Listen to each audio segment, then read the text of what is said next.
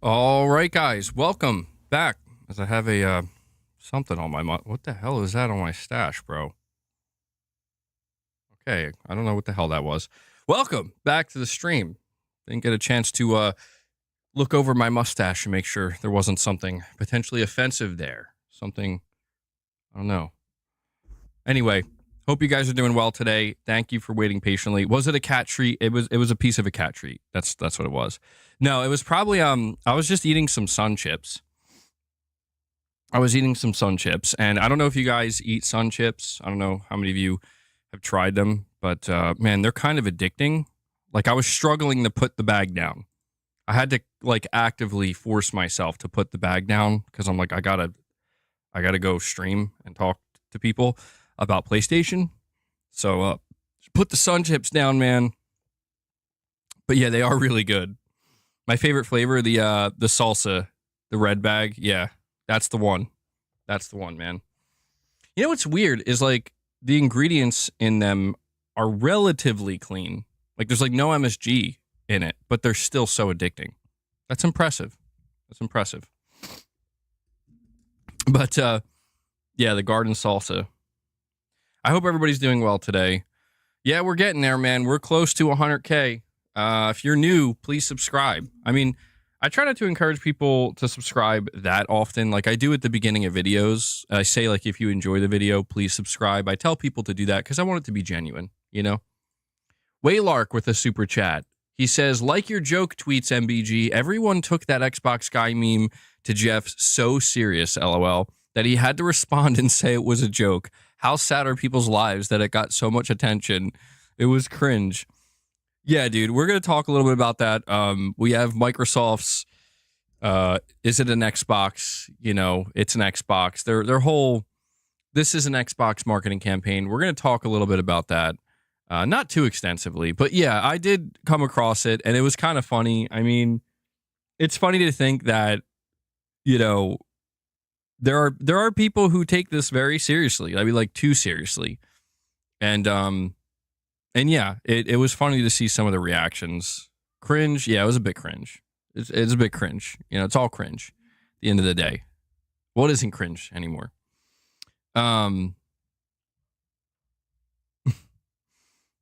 Hey, Tarnished, you're saying Jeff Keighley rules for putting Shadow of the Erdtree as Game of the Year?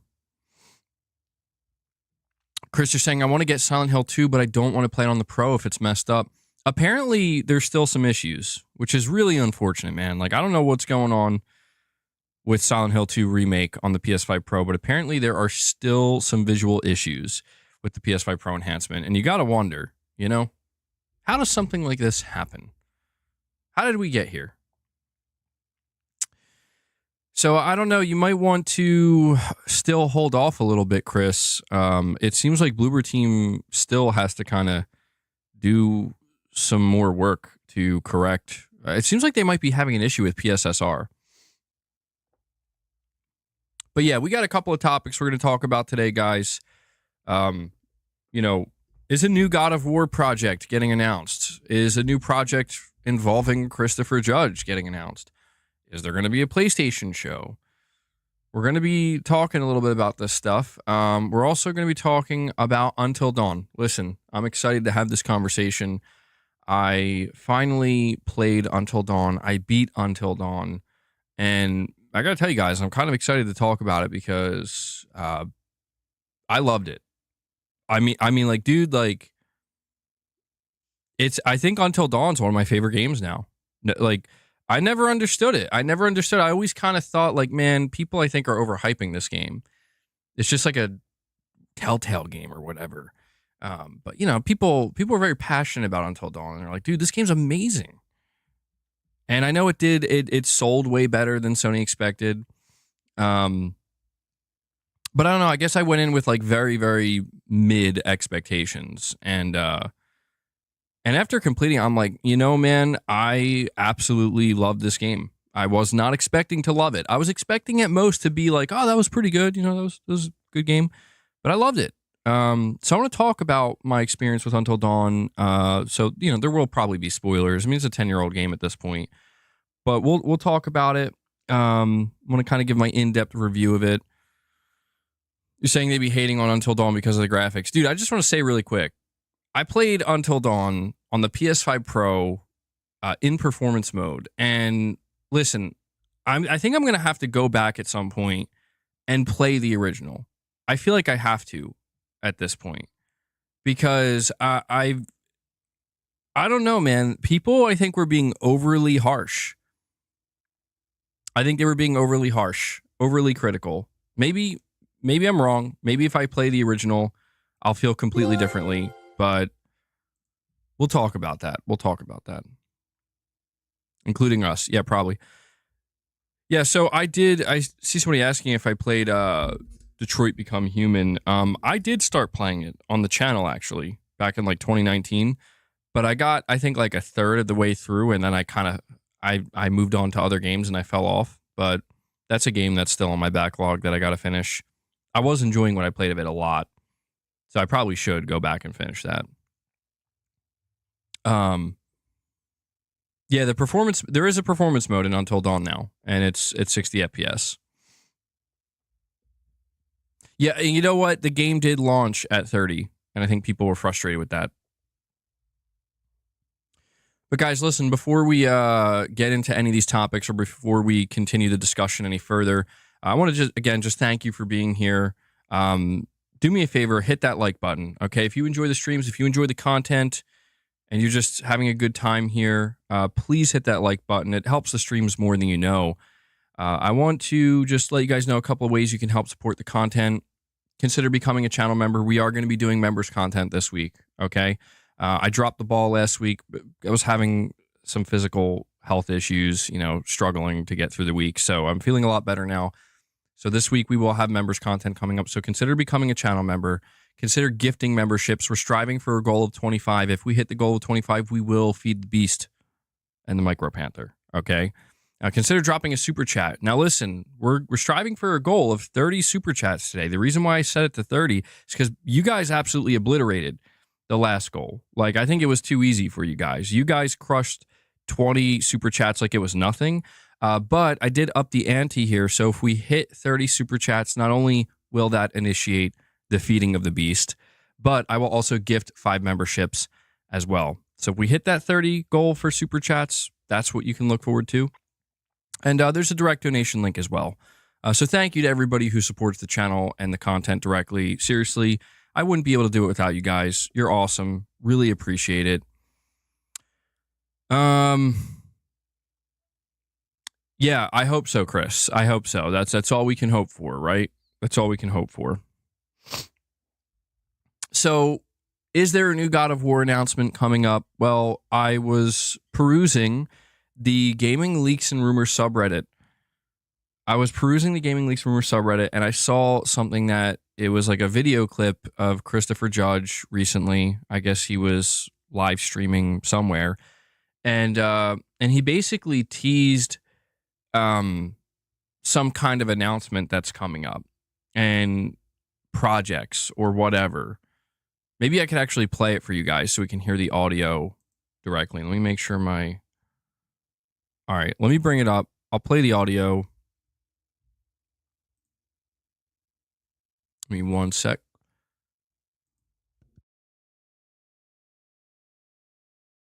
Two weeks are going to be, the next 2 weeks are going to be chock full of announcements and all kinds of good stuff. Hey, thank you so much for joining us, and we will talk to you soon, boy. So listen, that was really low. I don't know if that actually came through or not. Yeah, I could barely hear it. I just think it was, the audio is very low. You're saying, what the F was that? That was Christopher Judge. He said that they have like announcements and projects and stuff coming up very soon in the next couple weeks. Obviously, he didn't reveal what they are, but that's the first thing that he mentioned, or that was pointed to as like, oh, maybe he's teasing something. But we do have something else here. So we also have Roberto Clemente, the senior staff animator at Santa Monica. He retweeted the tease, and is kind of hyping it up as well. So this has obviously led to mass speculation that something is going down with, if not, I mean, it has to be something with Santa Monica, potentially something God of War related. And I don't know how many of you caught my video today, but basically, I think there's something, there might be a connection here that I think some people may be overlooking, because the first thing that everybody jumped to is, oh, he's talking about Secret Level, the Amazon anthology series that's paying homage to the history of video games. We do know that there's going to be a standalone episode dedicated entirely to PlayStation and PlayStation Studios. Kratos was teased. So I have no doubt that that is part of what he's talking about. But he said announcements. He said new thing. Like, it was plural. He's making it sound like there's going to be more than one thing. And so the first thing that I jumped to was in early October, guys, we got a rumor that started to make the rounds from a source. It's a Lunatic Ignis individual. I don't know if I trust them or not. So the source is a bit shaky, but they were speaking very confidently, and they were saying that there is a God of War Greek Saga PS5 remaster collection that is pretty much done. It was worked on by both Santa Monica Studio and Nixxes Software together in collaboration, and it's going to be an entire package. And it's going to feature, I think, all 6 games. It's going to feature the PSP games as well, the God of War Ascension. And so the next thing here that people are kind of wondering, like, wait, hold on. How could that be what he's alluding to unless they had him re-record all of the voice lines? And so I'm a little bit hesitant to assume that this is what he's talking about, because I don't think, like, if this remaster collection is real, and I think it could signal that. You're saying they did it with Nixxes. Could it mean that they're going to, if this is real, they're going to release it day one on PC as well? Yeah, I think so. Yeah, that's basically what it'd be, the Master Chief Collection, but for God of War. But that's what's interesting to me is, I don't think that's necessarily what he is alluding to, because I don't think they would have him re-record all the voice lines. I mean, that would be nuts, dude. You're talking about 6 games, bro. Or maybe like they just do it for the first. It wouldn't make any sense. A lot of people, I think, would be upset if they did that. A lot of people do love, I forget his name, but they love the original voice actor who played Kratos. So I don't think they would do that, man.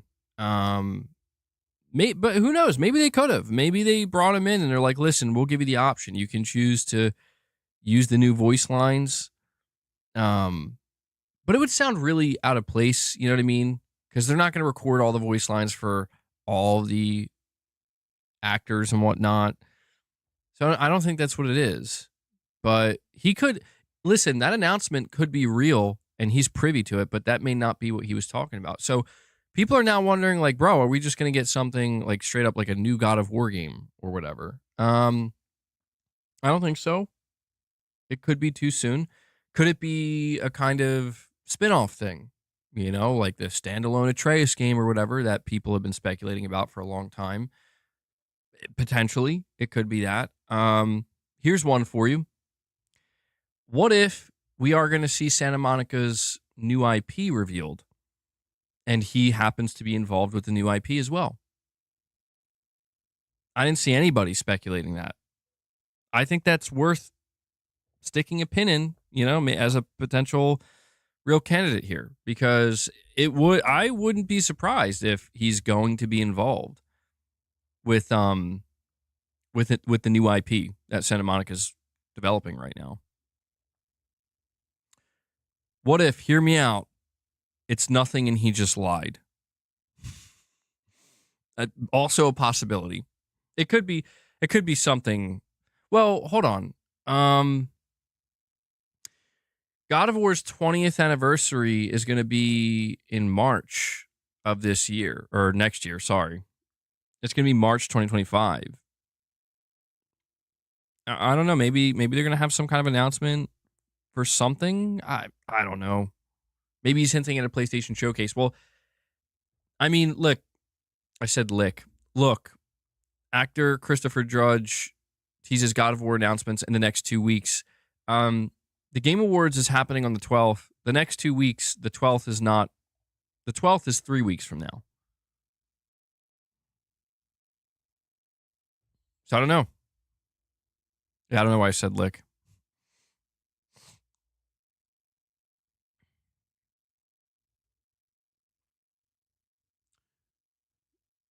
You think Sony's saving it for their own show? I mean, listen, man.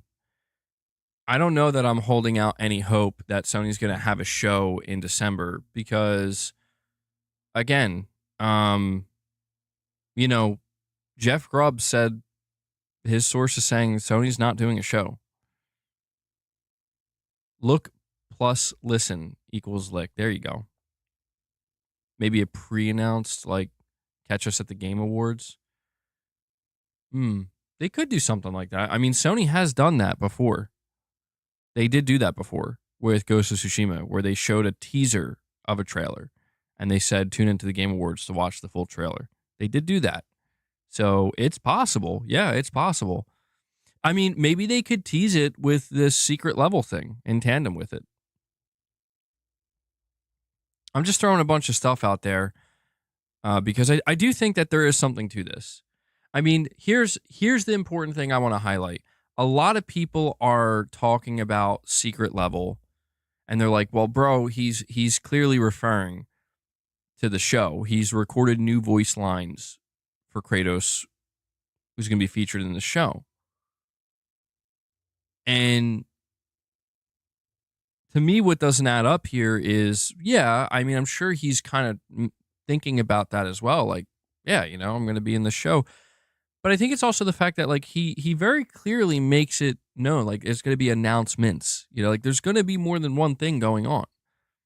So maybe we're just reading way too into it. Maybe we're reading way too into it. Maybe it really isn't going to be anything significant.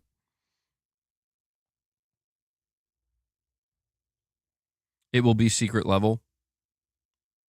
Yeah, I mean, I guess he could, if that's all he was talking about. I will say, if that's all he was talking about, that's a maybe strange way to put it. You know what? He could have just been alluding to the Game Awards as well. That's important to understand. Yeah. He could just, when he was like saying like announcements are coming, like he could just be talking about that. Yeah, it's understandable. Like I feel like the more I think about it, he probably doesn't realize that people like me and many others are going to hang on to every word he says because he might know something. He wants to announce Concord 2 God of War DLC.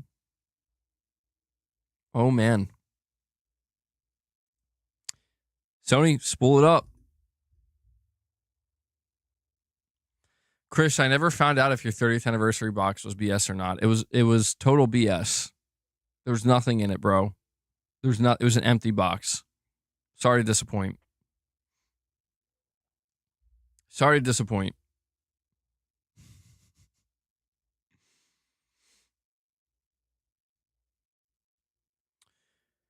TC Carson will voice Kratos for the remasters. I guarantee it. I think so too. If that remaster trilogy thing or not trilogy saga is real, I think they'll keep the original voice actor. Yeah.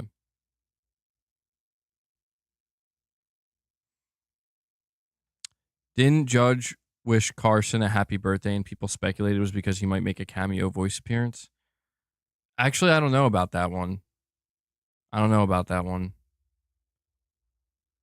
Yeah, we got the whole lineup, Chris. We got the whole hardware lineup now. I had to shake it up a bit. Yeah, I didn't hear anything about that. Any chances we'll see Wolverine at the Game Awards? I think so, yeah. High chance. Waylark, you're saying probably a nothing burger unless they are re-releasing the crappy old God of War games. Oh, dude, Waylark, you're going to get suplexed in the chat for that one. Waylark saying the old crappy God of War games. Waylark wants to fight people right now. Mr. Paul saying he's liking his own rage bait. Waylark, that's rage bait. Unknown also saying he's kind of right, though.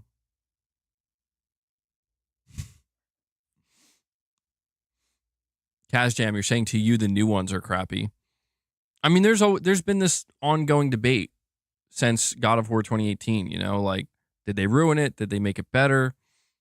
My view on it is I think they both are great. I think both can be good, you know? I think it's like the original games I think that they did what they needed to do. And I don't, I think there's just two very distinct different styles. And I don't know. To be fair, though, I do hope this collection is real because it would be great for me. I would love to play all these games, like just one after the other and experience them in that way on PS5. It would be awesome to do that. And then I would kind of compare them to my experience with God of War 2018 and Ragnarok. But I loved the new God of War games, man. I loved 2018. I loved Ragnarok. I thought that they were incredible. Jay Shaka, you're saying, how dare you? You love all of them for their own merits. Yeah. Yeah, I mean, there's the debate goes beyond even just the games, where the debate is like, did they soften up Kratos too much and whatnot? And, people have their opinions and they have their arguments. But my thoughts on it are, I think it's awesome to see the character growth and progression of Kratos, where there's like 6 games where he's his younger self being a, absolute raging crazy person that needs to get revenge, which is awesome. But then I think, to see the kind of time gap and to see him change as a character, I really like that too. Yuko, you're saying the last 2 God of War games really disappointed me compared to the first 3. I'll take the PSP games over 2018 and Ragnarok. Really? Wow. That's crazy, dude. I'm surprised by that. We're going to need several member lounges to chronicle MBG's first real playthrough of all the OG God of Wars. Skibbity Kratos. Oh my god. Yeah, I mean, like I said, I played the first game, played a little bit of the second. I never played the third, didn't play the PSP games, and I didn't play Ascension. So I got to be honest, man. A full-blown collection of all 6 games would be perfect for me. It'd be perfect. I do know, like, pretty much all the main story beats. I've watched, like, multiple videos breaking it all down. But a lot of people are like, bro, you gotta play the games and experience it that way. Hollywood will burn, you're disappointed. I know every time I mention it, people are disappointed. But I don't know. I've been kind of hanging on to some hope that this rumor turns out to be true, that we do get a full-blown collection. You never played God of War 3, bro. Why do you hate good video games? Oh, man. Novins are... It's like the new enemy, you know? Yeah, that's what people were saying. They're like, man, they're gonna censor the sex parts of the game. And I mean, it would be dumb if they did. I don't think I would let it stop me from playing it, but it would be stupid if they did, because I've seen like some of these clips and whatnot. It's like, it's not serious, man. I mean, I totally understand why Sony's probably like, we really want this, character in this franchise to be taken more seriously, and something like that. I can kind of see how it's like it's a little bit silly, you know. Well, yeah, I guess you're right about that. It was already censored, but like they're just going to remove it entirely. Yeah, that would, I think, cause a lot of completely unnecessary rage. Like, there's no reason to take that out. There's no reason to take that out, because like you're just going to piss people off.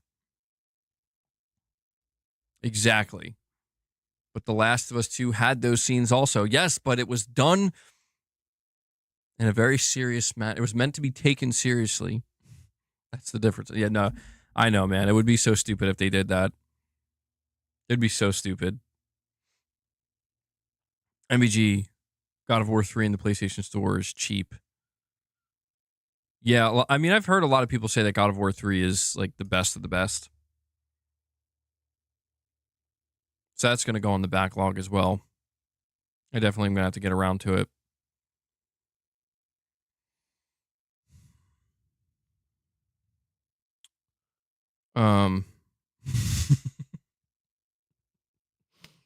Damn, Patrick. For real though. For real. Like I think that's a real thing. It's a real thing. How, MBG? They're being objectified by Kratos. They're there for the male gaze, and that's disheartening. I mean, that's why I'm saying like they would. I feel like they're likely to remove it, but I don't know. Like if I was at Sony, man, I would just be like, listen, I get that this doesn't like jive with how people feel today, but I ain't dealing with the headache from the fan base of taking it out. I'm not dealing with it. You know, that's how I would approach it. It's just like it ain't worth it. It ain't worth like it's not that serious. And I think that's my whole thing with it, where it's like I don't think it's meant to be viewed as like something that's taken very seriously. Waylark, you're saying it's nostalgia that makes people think they're still good. Plus, why the timeout? No way you're that soft. My last super chat. Bye, people. How'd you get timed out, Waylark? What are you talking about? You didn't get timed out.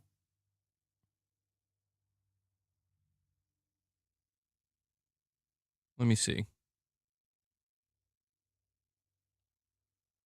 Bro. All right. Yeah. Jay, we got to have some words. Jay.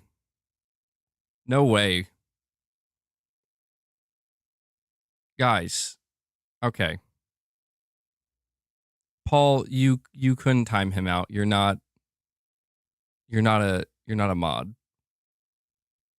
Jay, bro, I'm going to have to pull mod shit, man. This is no joke. Like Waylark is here constantly dropping super chats and you deleted his super chat, man.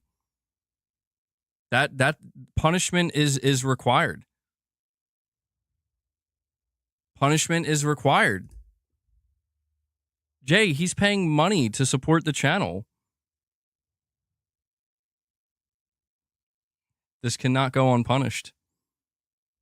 I'm sorry, Jay. It cannot go unpunished.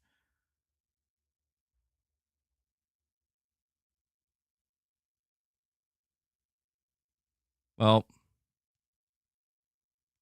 you can see the super chat though. I mean, I can see the super chat, but it says it was deleted by Jay Shako.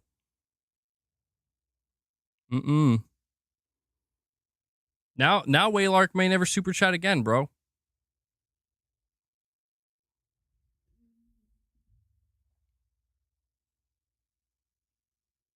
Not good.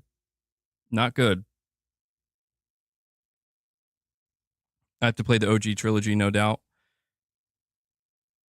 Well, yeah, I mean, dude, like people have been asking me to do that for a long time, and I did start playing. I did try to do it through streaming, and it was like okay, but I'm like, I don't want to do it this way, man.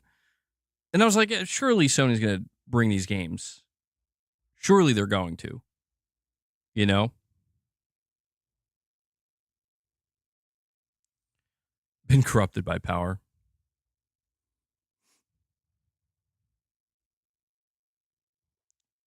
To the guillotine. Devil Shooter, you want to help me emulate them? Ooh, I don't know about that. I don't know. I don't know if I'd play it that way. Listen, I'm gonna wait a little bit.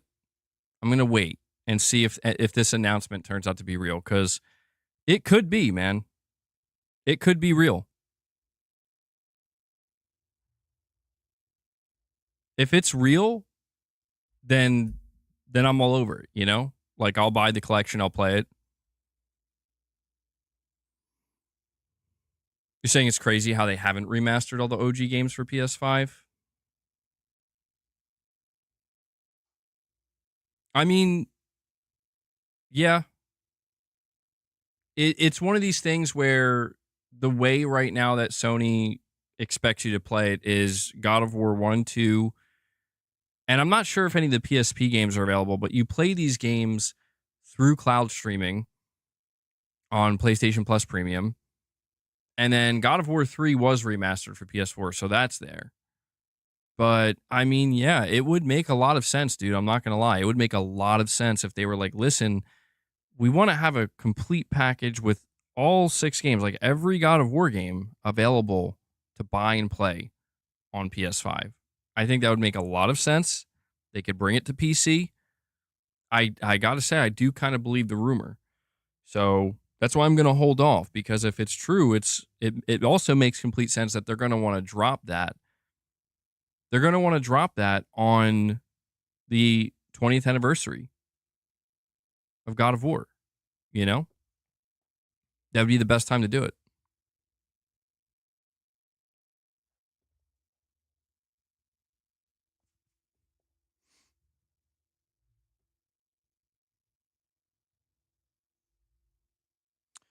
Devil Shooter says, by the way, guys, Bo is all right. Thanks for all the prayers.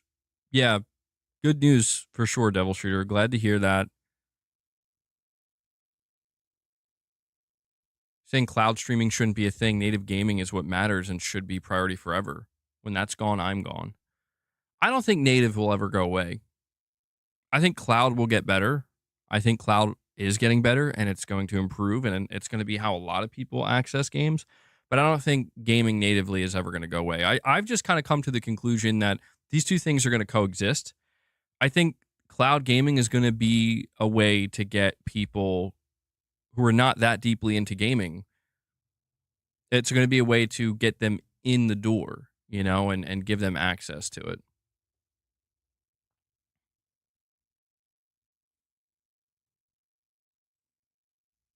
But I don't think that's going to, you know, I don't think it's ever going to turn into a thing where if you want to play this game, you have to. I mean, we saw what happened with Google Stadia. You know, like they literally tried to do that. They were like, listen, what if we just make it so that the only way is through cloud streaming? And it died immediately. Nobody wanted it. It was a colossal failure. So I think it's been made clear that cloud gaming has to be supplemental. It has to be supplemental. And it has to be something that is just seen as like a kind of option for people who are not as into gaming, you know, and don't really care that much about having the native hardware experience.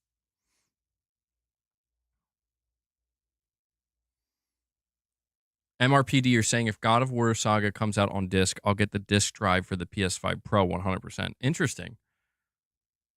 Interesting. You don't like how the new handheld doesn't have native gameplay. This is a massive red flag.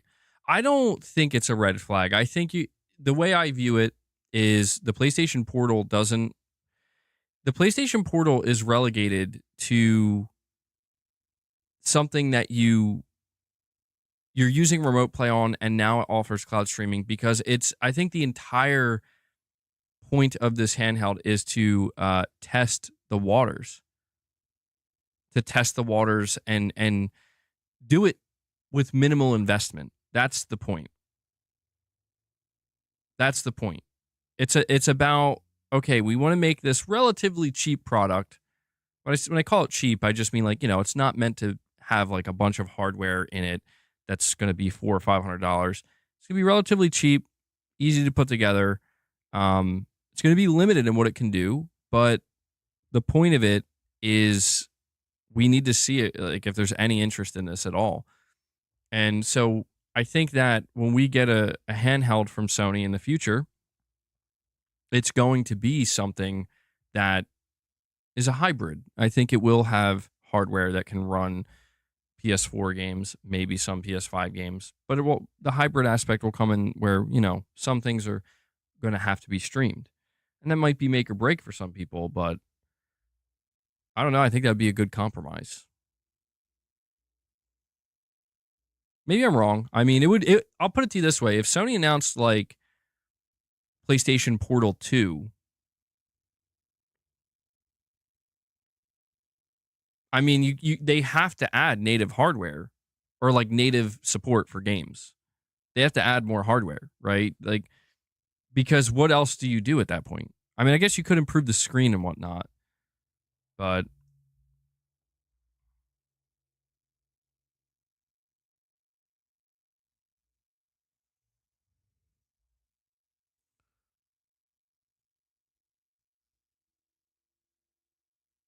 saying the camera's autofocus is working hard today, it's probably because my hands are moving all around.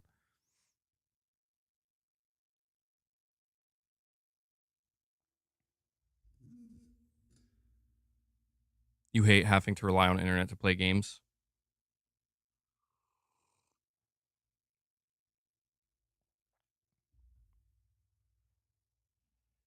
Oh, hold on one sec, guys.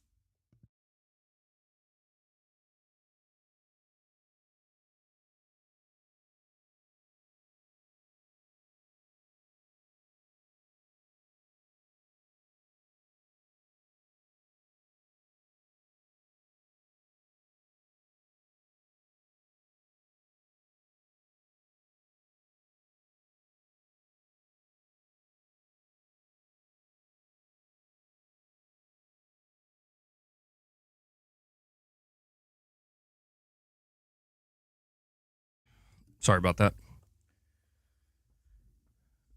Given the success of the Switch and Steam Deck, I imagine they have to do native support to a certain extent. Yeah, that's what I'm saying. Like I think it's okay for the PS Portal to just be a completely, you know, a handheld that has no native capability. I think it's fine, because it can kind of, live in that space where it's like we're just testing it out. We're just seeing how people react to it. And if there seems to be any demand or any interest at all in this product, then we'll do more. And I think that's exactly what they're doing. Guys, which brain dead game should I get myself? Black Ops 6 or Star Wars Outlaws? I mean, I've been playing Black Ops 6 quite a bit. It's still pretty fun. Zombies is fun. Enjoy the multiplayer. Has a good campaign. I haven't played Star Wars Outlaws though. Rashdom V2 with a super chat says 2 week thoughts on the Pro. Got one on Black Friday sale plus tax free. But aside from Final Fantasy VII, I'm feeling buyer's remorse. Sony could have priced it at $600. Interesting, Rashdom.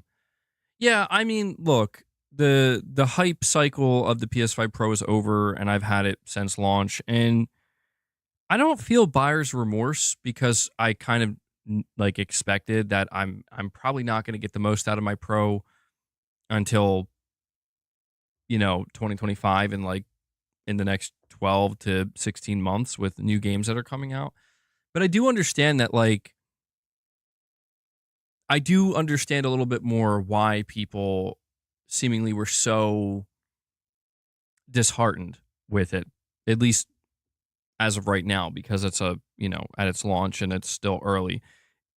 It is one of these things where for a lot of games, it's not that you can't notice the difference. And I do think, again, there are people who are too disingenuous about it, but it is understandable. It's like you're looking at a good looking game that gets even better, but it's not like dramatically better. Like maybe except like Final Fantasy VII, and I saw Digital Foundry did their analysis of Stellar Blade, and they were saying it's one of the best ones yet. And I was looking at it, I'm like, yeah, like I can see the difference. It's not massive, but there is a difference. The game looks and runs better on the Pro, no doubt. But it's just funny because it's like, but it still looks and runs great on the base PS5. So the PS5 Pro, there's no buyer's remorse, but it is one of these situations where I probably could have waited, truthfully. Like I could say that with certainty. I could have waited for the PS5 Pro. And, you know, it's not one of these things where it's like, if I didn't have it right now, my gaming experiences would be greatly diminished or nothing like that. But it's also one of these things where I don't feel bad about having it right now either. So I thought the point of the Pro was quality mode at 60, not to look better. I mean, yeah, that's basically what they're striving for. And I would say in some cases it's been a success. In others, not so much.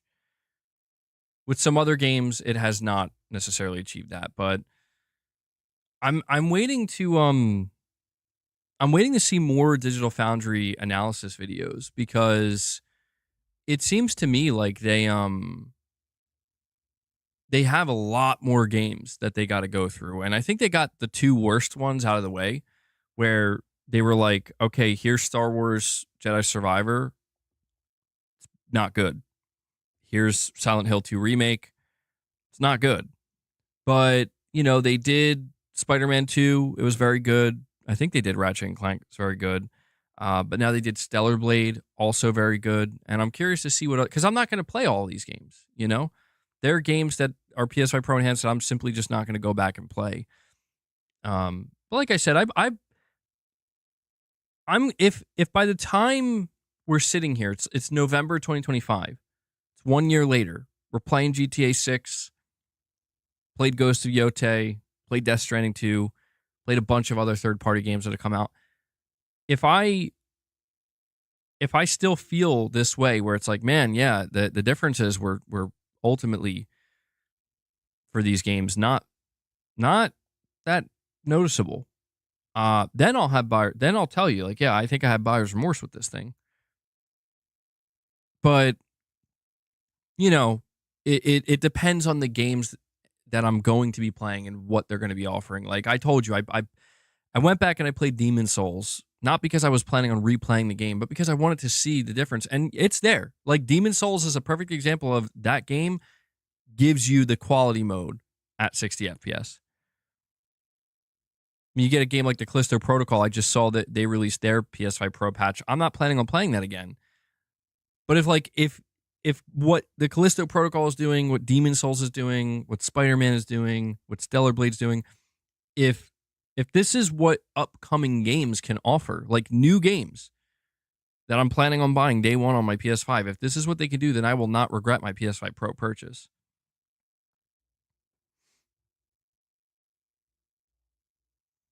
So that's kind of my feeling on it. But you know, I do understand why there doesn't. I'm noticing like there's not a whole lot of hype and excitement around the PS5 Pro right now because I don't think there necessarily should be. I think everybody at this point in time kind of understands that it's just a totally optional, frankly unnecessary upgrade right now. That, you know, everybody's kind of pointing like Final Fantasy VII Rebirth being like the only like night and day difference. And even then, I'm not expecting that much of a difference. Again, if I can see something where it's like, you know, by the time Ghost of Yotei comes out, or like Death Stranding 2, it's like, this is what the quality mode looks like on the base PS5, and then this is what the performance mode looks like. And when you look at the performance mode, it doesn't look bad, looks good, but you could tell like, okay, there's been some noticeable compromises. And it's like, oh no, if you're on the Pro, you can get this with no compromises at 60 frames, you know? Then yeah, that'll be worth it to me. But I think that's really the only thing that's kind of not making me feel negative towards it, but just I'm not thinking too much about it right now. Like it's not at the forefront of my mind because it's like, well, yeah, you know, I'm like Until Dawn, which we're going to talk about. That was PS5 Pro enhanced. That was PS5 Pro enhanced, and Honestly, I haven't really compared it, and no analysis has been done on it. So I don't know like what it's doing. All I know is that I played Until Dawn on my PS5 Pro, and it looked amazing, like really, really good at 60 frames per second. So I, again, it's one of these things where it's like maybe I could go boot it up on a base PS5 and see if I notice any differences. Maybe there is no difference. I don't know. I haven't played it on the base PS5. Could be placebo. Saying PSSR is just a wee baby. He will learn. Steven, you're saying you got yours. You're happy you did. You bought it and think it should be doing more. Saying if you bought it and think it should be doing more, you're fooling yourself. And my Pro sounds just like my standard PS5. Saying it sounds like some people just want to find something to bitch about. I mean, yeah, they're definitely. I'm seeing less of that now, Steven. Like I'm seeing less. I'm seeing less complaints about the Pro because I think most people I think have kind of settled in now. It's like you either bought it or you didn't. I mean, Rosh Dom said he's feeling a bit of buyer's remorse. I've been seeing every now and again a couple people expressing buyer's remorse, but more often than not, I'm seeing people basically content and happy with what they got. But I think the conversation around the PS5 Pro is just getting started. It's I think the announcement of the Pro generated excitement. I think the launch of it generated some excitement, but I think the excitement has basically died down because it's been made clear, like for right now, like this is what we're offering. But I think the conversation around the PS5 Pro is going to ramp up quite a bit with, once we start seeing in 2025, like I said, more AAA third-party games releasing and seeing those comparisons. That's my assumption anyway. Most people have already played the best examples of the Pro. You're being rewarded for your patience.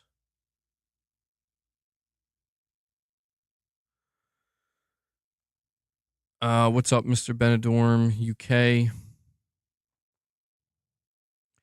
Taicho, you're saying I'm playing Dragon's Dogma 2 on the Pro. It runs good. Not sure how it ran on the base PS5.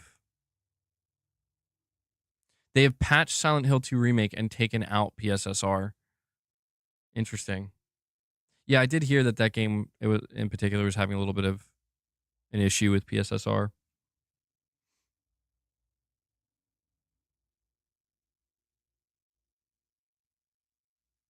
Yeah, I would like to see that too, Jack. I hope one of the games that Digital Foundry analyzes is Until Dawn.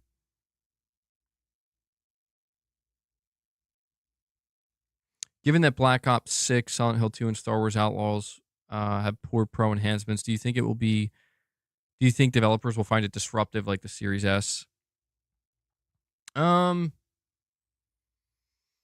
mean, I would hope not.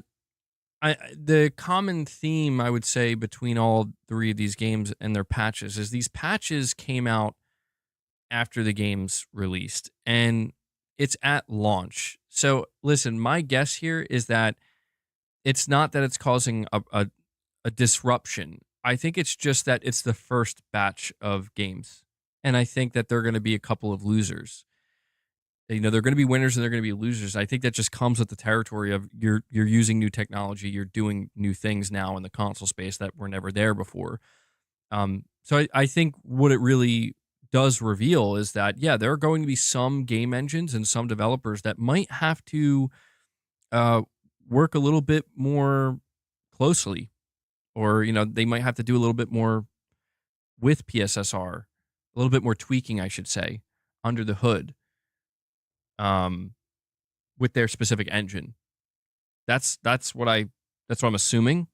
And I'm thinking the reason why these games suffered the way they did with their PS5 Pro enhancements is because it was the launch window. I think that's why.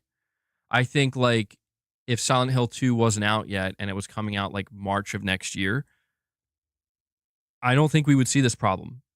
You know what I mean? Because I think that they would be working on the PS5 Pro enhancement and they would kind of realize like something isn't right and they would work on it. leading up to its launch to make sure everything's good to go. Um, but that's my guess. That's my guess.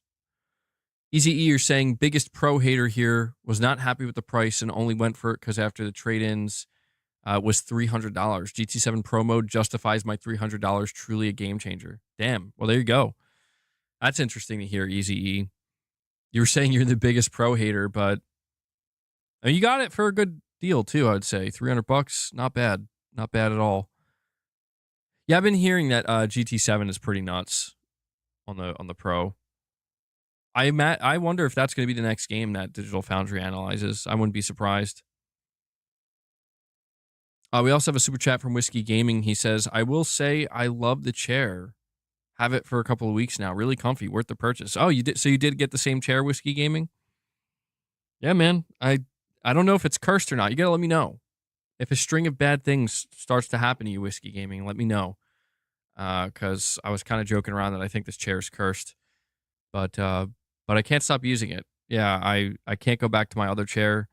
Sometimes I try to sit on my other chair to get like better posture for a little bit, but this one's just too comfortable. That's awesome, dude. PlayStation Pete, you're saying my PS5 Pro 30th has a buzzing sound when I put the disc drive, but games play great, very bright.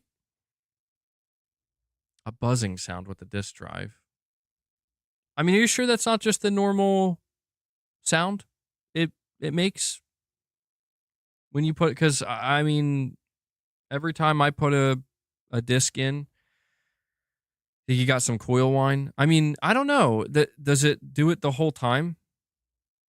I think the disc might just be spinning because when I put discs in my Pro or my regular PS5, it does that for about like, I don't know, like 30 seconds, 45 seconds, maybe sometimes a minute, and then it stops.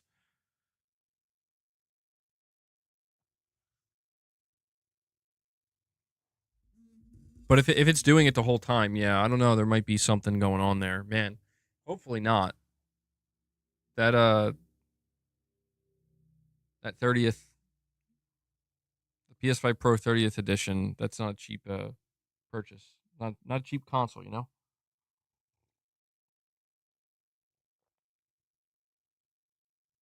Or yeah, if you're installing the game, it can run it loudly for quite some time.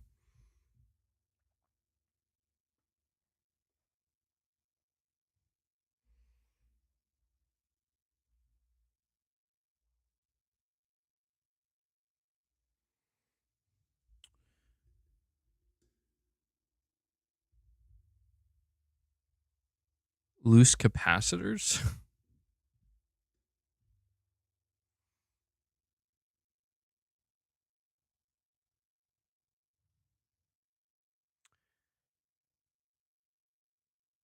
Never send it to service. Keep it even if it's broken. I mean, it doesn't sound like it's broken. He's saying it. I guess he's saying it's still working fine. AZN Panda 510.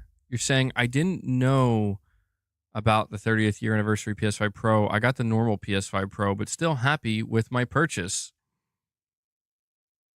You didn't wait.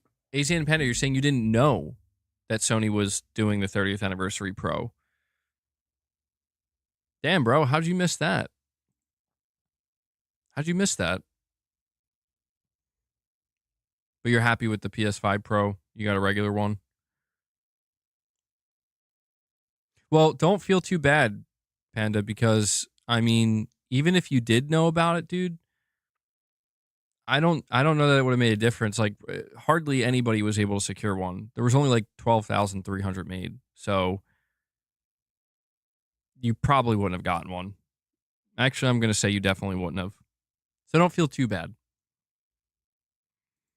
Rashdom V2 with another $10 super chat. Thank you for that, buddy. You're saying Steven Leon is wrong not finding something to bitch about. I just expected more based on the reviews and hype I saw around it. Hoping future games change my mind. In my opinion, the PS4 Pro was a better value / upgrade. Well, I think if I had to guess, I think what Steven is pointing to are the people who are basically trolling about the Pro, because I think there is a difference between somebody who buys the Pro and is a little bit underwhelmed by it. I think there's and is like, I'm not so sure about this. I think there's a difference between that and, some of the comments you see on the internet that people make where it's like, man, the Pro is a joke, or just being completely over the top. And you're not being that way, Rosh Dom. But yeah, I mean, listen, I think that with the PS4 Pro, you compare that to the PS5 Pro, the biggest difference is with the PS4 Pro, you're going to see a much bigger difference just by way of it's a 4K console now. It's a 4K console. Prior to people playing on the PS4 Pro, they were seeing everything in 1080p. And when you see a 1080p image up against a 4K image, you can I would say 99% of people can absolutely immediately see the difference. Like, oh yeah, that one looks way better. And I think that's what's a tough thing about the PS5 Pro is that the PS5 Pro I think requires you to have a little bit more understanding of the improvements that you're going to be seeing. Um, like for example, when the PS5 Pro was shown, one of the things that Sony did focus on is they're like, listen, the draw distances are better. So the the scenes, everything that's further away is clearer now. It's it's more crisp, it's clear. And I remember there were people kind of making fun of that where they're like, yeah, I'm going to pay $700 so the backgrounds of games that I'm not even looking at look better. But I'm like, you see, that's what's interesting is there's a lot of people who actually do want that in their games. They do want that level of clarity. And that's why I think that stuff like that is what makes the Pro a harder sell because it's a subtle change. It's not as dramatic, but it should speak to the more technically minded people or the people that when they're playing a game, they do notice that I'm looking at that building at a slight distance. It's I'm zoomed into my weapon and I'm looking at the objects in the distance and they're not as clear. Versus, if you see it on PC, it's much clearer. It's much, a higher end PC that is. And I think that's where it's kind of understandable that some people, I have no doubt, some people probably bought something like the PS5 Pro and they might, honestly, they might not be able to fully appreciate some of the changes they're seeing, depending on the games they're playing, of course. And so again, my take on the PS5 Pro prior to purchasing it was very much I'm viewing this as not something that immediately needs to just blow me away. It's something that I'm going into as it's more of an investment for the remainder of the generation. I did tell you guys, I could have waited, like I said, and I was thinking about waiting, but I'm like, you know what? I'm just going to pull the trigger now. And I'm enjoying what I have now. But there's no denying that I bought the Pro because I want to have the best possible experience I can for games that are coming out over the next 3 to 4 years that are going to be PS5 Pro enhanced. That's why I bought it.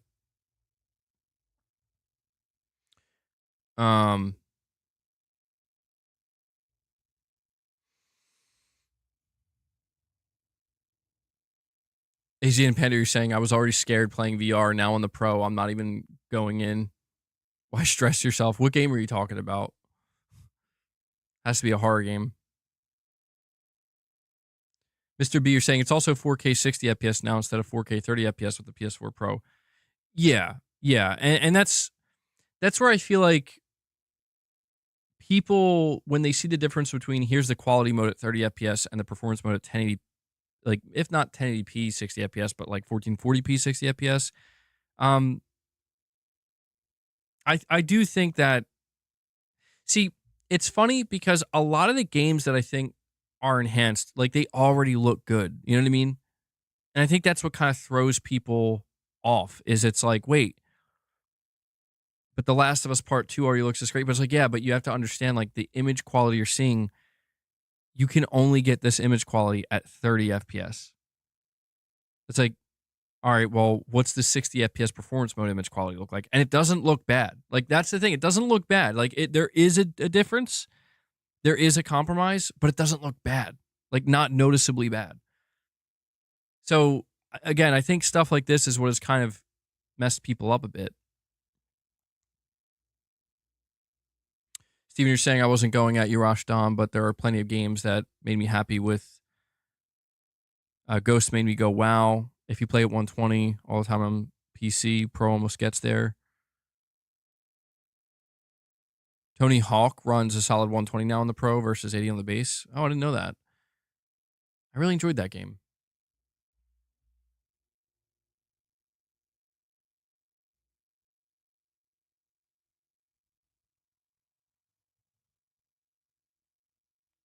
Atomic Heart was dynamic 4K, dropping down to 1080p on the base. Solid 4K now at 60.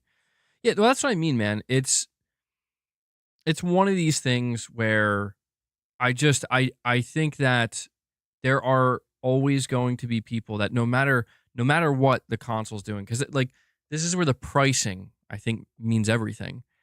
I think that there are people where it doesn't matter what this console does. 700 is just too much. You get what I'm saying? It doesn't matter what it does. It doesn't matter. So, like there are just people who are like 700 is just not like the PlayStation 6 could be announced tomorrow. And it could do everything. It could be Sony could hype it to the moon and back. They could have exclusives, But if they're like, it's 700, there's just so many people are just like, nah, I'm good. Like, it literally doesn't matter what it does. I'm good. And I think that's what makes the PS5 Pro so interesting is that I think because it's a console, there's going to be a small percentage of people that maybe were hesitant to pay the 700, but did so because they're like, I do want the most powerful console. But maybe, I think that like I'm just saying that it's fair. What I'm trying to say is I think it's fair and understandable that there are going to be some people that if you pay $700 for a console, there's likely going to be a percentage of those people, a very small percentage, but some of these people are going to maybe regret it because I just think that's how it goes when you're talking about expensive products. I think that it's not exclusive to the PS5 Pro. I think that the more expensive a product is, the higher the chance is that somebody might feel like, I don't know that it was fully worth all that money. And yeah, buyer's remorse is a thing, but I think it's just important to understand that there are likely more people happy and satisfied with it as of right now than there are people that are not. And some people do cave to the FOMO. I get that too. It's like, they don't want to miss out. And they buy it because of that. They buy it because it's like, oh, I don't want to miss out on what's coming out right now. And it's like, the launch comes and goes, weeks go by, and it's like, oh, I guess it would have been okay to wait a little bit longer, So no, I guess it really comes down to the mentality of the buyer and what they expected going into it. To be honest, I do feel like Sony did not oversell the console. Actually, I can say confidently they did not oversell it, which is smart, because it would have been a disaster if they oversold it. I think some people may view like some of the patches that struggled, like with Jedi Survivor and Silent Hill 2, as like, Sony oversold it and some of these games are running worse. And I get it. It's like, it makes for a good headline and a clickable headline. Like the PS5 Pro is running games worse. But it's like, all right, if you have a list of like 70 games that are enhanced and 3 of them, or at most 4 of them, are having some issues, yeah,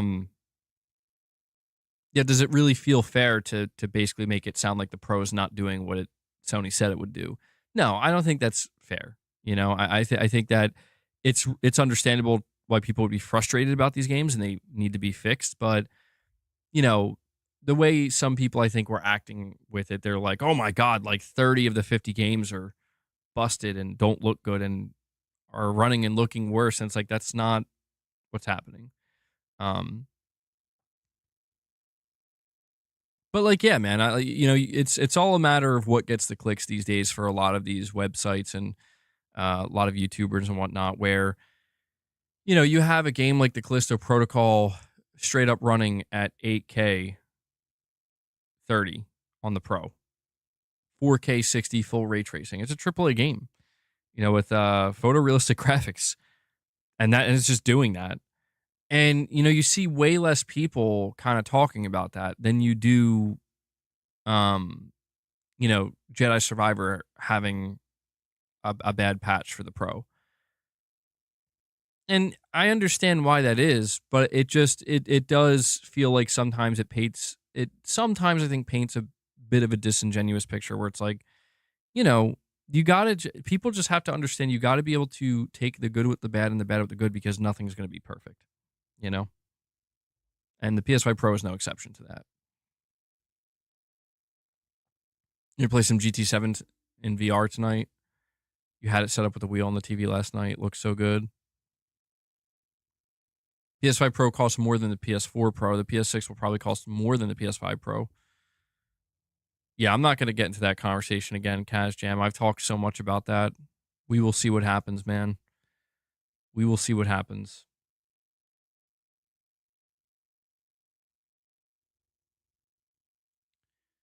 You're not going to be able to afford the Switch 2 and the PS6. Oh, damn. Josh, you got some decisions to make. Josh, I think you're going to go with the Switch 2, right? I couldn't blame you either, because like that's the thing, right? I think that's an easy choice to make for somebody who's a fan of Nintendo and Sony, where you would probably buy the Switch 2 because there are going to be exclusive games to the Switch 2. There's not going to be cross-gen with Nintendo. But I feel like with Sony, that's a bit different. If you have a PS5 right now, there's a really good chance you can expect cross-gen to be a thing. And that's where I think things have changed for Sony. I feel like this is the first time we're going to see a console transition or a generational transition where I think people might genuinely be like, you know what, I'm not going to buy the PS6 because I know that most of the games, even from Sony, are going to be cross-gen. And it's not to say that Sony didn't do that this generation. They did with Horizon, GT7, God of War Ragnarok, Spider-Man, Miles Morales. They did do this. But if you think about it, though, like, they were not so clear about it at first. Like, when they showed Horizon, they didn't really talk about it being on PS4. They kind of swept that under the rug. Same with God of War, dude. When they announced God of War, they didn't talk about it being on PS4. It seemed like they were really trying to kind of hide this stuff a little bit. But once it was out, it was out. It's like, okay, yeah, it's cross-gen.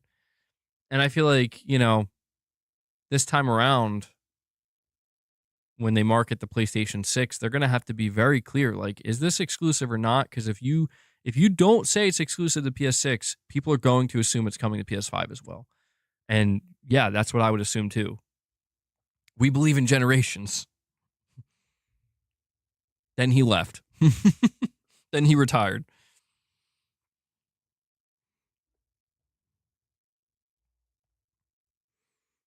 You have a bigger library for your Switch? Okay.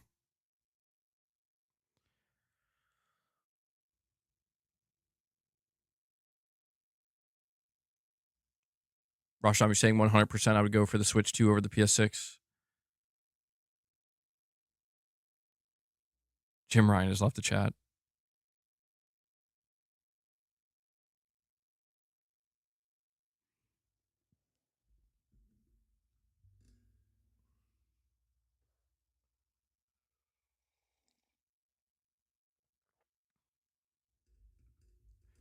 There are a lot of different ways that Sony could approach the next generation. We've talked, I feel like a lot of the conversation we had for the past like 6 months has been on next gen. And I'm trying to like pull that back a little bit. I'm trying to like reel it in because it does feel a bit too early to be talking this much about next gen. But I think it's mainly like things like the Switch 2 and also the fact that Microsoft has if you think about it, like Microsoft has talked about next gen this year, right? Not extensively, but they've formally acknowledged it. So it's like these things are happening, and Sony's like, no, god damn it, like we're trying to sell the PS5 Pro. It's not next gen yet.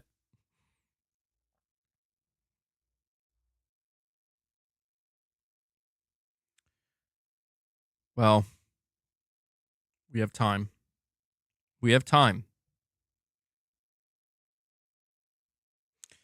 All right, it's time to talk about Until Dawn. I will let you know there will be spoilers, but I don't think it's going to matter to anybody because Until Dawn's been out for like over 10 years. So I would assume that you're okay with that. But I did play Until Dawn and I completed it. And dude, I was not aware of how many. I looked it up when I was done. I was like, how many endings are there for Until Dawn? And it was like 256 endings. I'm like, what? It turns out there's like 3 main endings, but there's like 256 like variations. Some being very minor. But I did not play the original. I played the remake. And so everything I tell you about my experience with Until Dawn is with the remake. And I have to say, I'm very intrigued about the prospect of playing the original because I've seen so many people saying it's it's better. You know, it looks better, the art style's better. And I'm really curious. Like, you know, my first experience with Until Dawn is with this remake. And my thoughts on it, you know, without diving into the details yet, are I loved it, dude. I loved it. I loved. I think more than anything, I just loved the characters and the writing. Like the twists were amazing.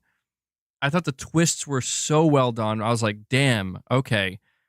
I like what's going on here because when I was playing it, I'm like, oh, I was like, oh, okay, this is kind of generic in a way, you know, like I kind of see what they're going for.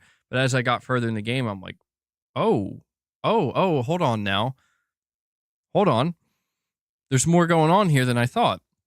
I like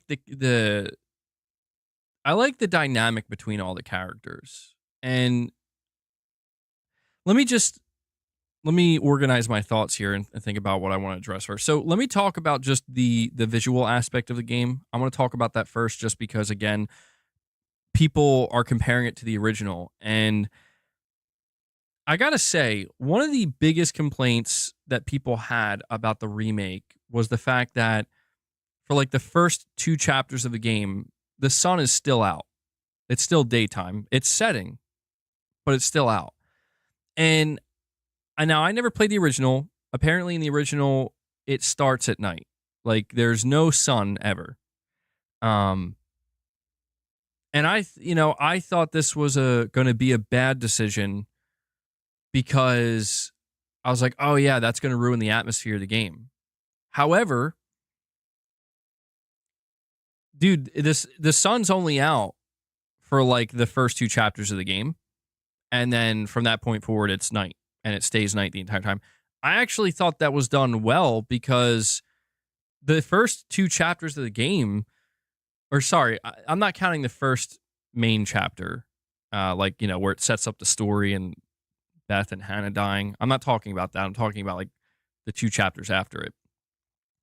I was like, dude, those are like the most chill, relaxed parts of the game. And I actually thought it was kind of clever for them to do that, where like, yeah, it kind of gives you this false sense of comfort and not immediately like, you know, it's dark and winter and death, you know, like it's coming. It kind of unknown. Now you're just trolling. Now you're just trolling, bro. You don't even know what I'm talking about. But I wasn't like the sun being out in the first 2 chapters. I thought it was going to bother me. It actually didn't. And I actually understand why they made that choice because it does, I think, do a better job of kind of easing you in to like this false sense of comfort. And I'm saying this as somebody who didn't play the original, you know, as somebody that so I liked it. I liked what they did there, and that's another reason why I'm interested in playing the original because I'm like, okay, so what would it be like to play these first two chapters and it's automatically at night? How much does it really change it? Would I actually like that better? But I just wanted to call that out. When it comes to the visuals of the game, um, the game looks amazing graphically. Like visually, one of the better looking games I played. Unreal Engine 5, the characters look amazing. Like the level of detail is through the roof. Very, very pretty game. I played it at 60 FPS, and if this is not running at native 4K on my PS5 Pro, then I would never know. It looks like native 4K. So visually, it looks good. I know one of the biggest visual changes, again, I didn't play the original, but I do know from what I've seen of the original, there's like no blue filter. There was a stylistic decision made or an artistic decision in the original game to basically make the game extremely blue. And this game removes that. And instead it goes for a more natural, realistic color palette, which I was fine with. I will say I think what it did do is it removed a bit, you know, again, just looking at some comparison images. It does make it look more realistic, but in doing so, it removes, I think, a little bit of personality of the game. Not a lot, just a little bit. In that there are definitely a lot of scenes now that look kind of gray and washed out. To whereas I think that the use of the blue filter, again, it gives things just a little bit of a little bit more personality. So I just wanted to talk about the visual side of it, but let me talk about the characters and the story and the gameplay. So the gameplay is the first thing I'm going to get out of the way because there's really not much gameplay, which I knew going into it. But the segments that are there with gameplay are a bit more intense than I expected, and that like you got to hit the button prompts at the right time. There are a couple, you know, sections in the game where your character is trying to shoot a firearm and you have to line it up correctly and you have a limited amount of time. So they did a really good job at, even though there wasn't a lot of gameplay because of the nature of the type of game it is, the gameplay that was there, even if it's just pressing buttons, they made it extremely intense. Like I was locked in, bro. And, you know, the times when you have to hold the DualSense still and keep it, you know, just keep it completely still. I think that might be a little bugged out though, and I'll tell you why. So I noticed every time I had the prompt to hold the controller still, I kept failing. And I didn't know why, because I'm like, I'm not moving at all. And I'm still failing. And so what I did was I turned all the haptics off. And the next couple of prompts I had to just stand there and not move the controller, I passed it easily.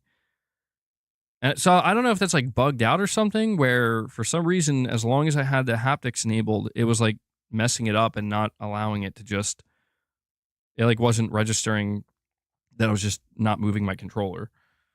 But yeah, the gameplay, nothing really to write home about. It's very simple. But let's get to the meat and potatoes of what this game is. Until Dawn is a choice-based game. And the personality of each character, you know, I see if I can remember all their names. There's Josh, Jess, Mike, Ashley. God, I could see the character. Emily, I think her name is. There's Sam, Matt. God, their names are all so generic too, and I think that's why it's hard to remember all of them. But did I save Josh? So I looked into that. Who did I forget, by the way? I know I forgot somebody.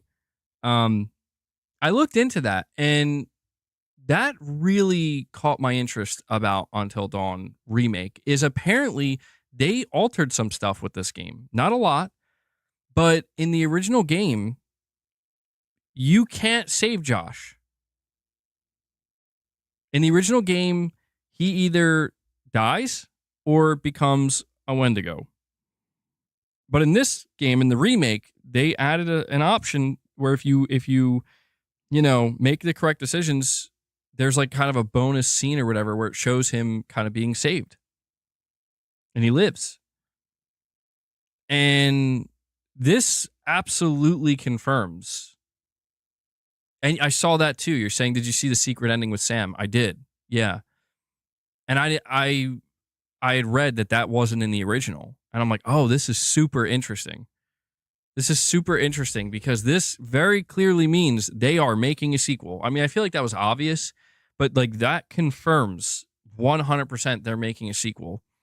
And clearly they want to bring back Hayden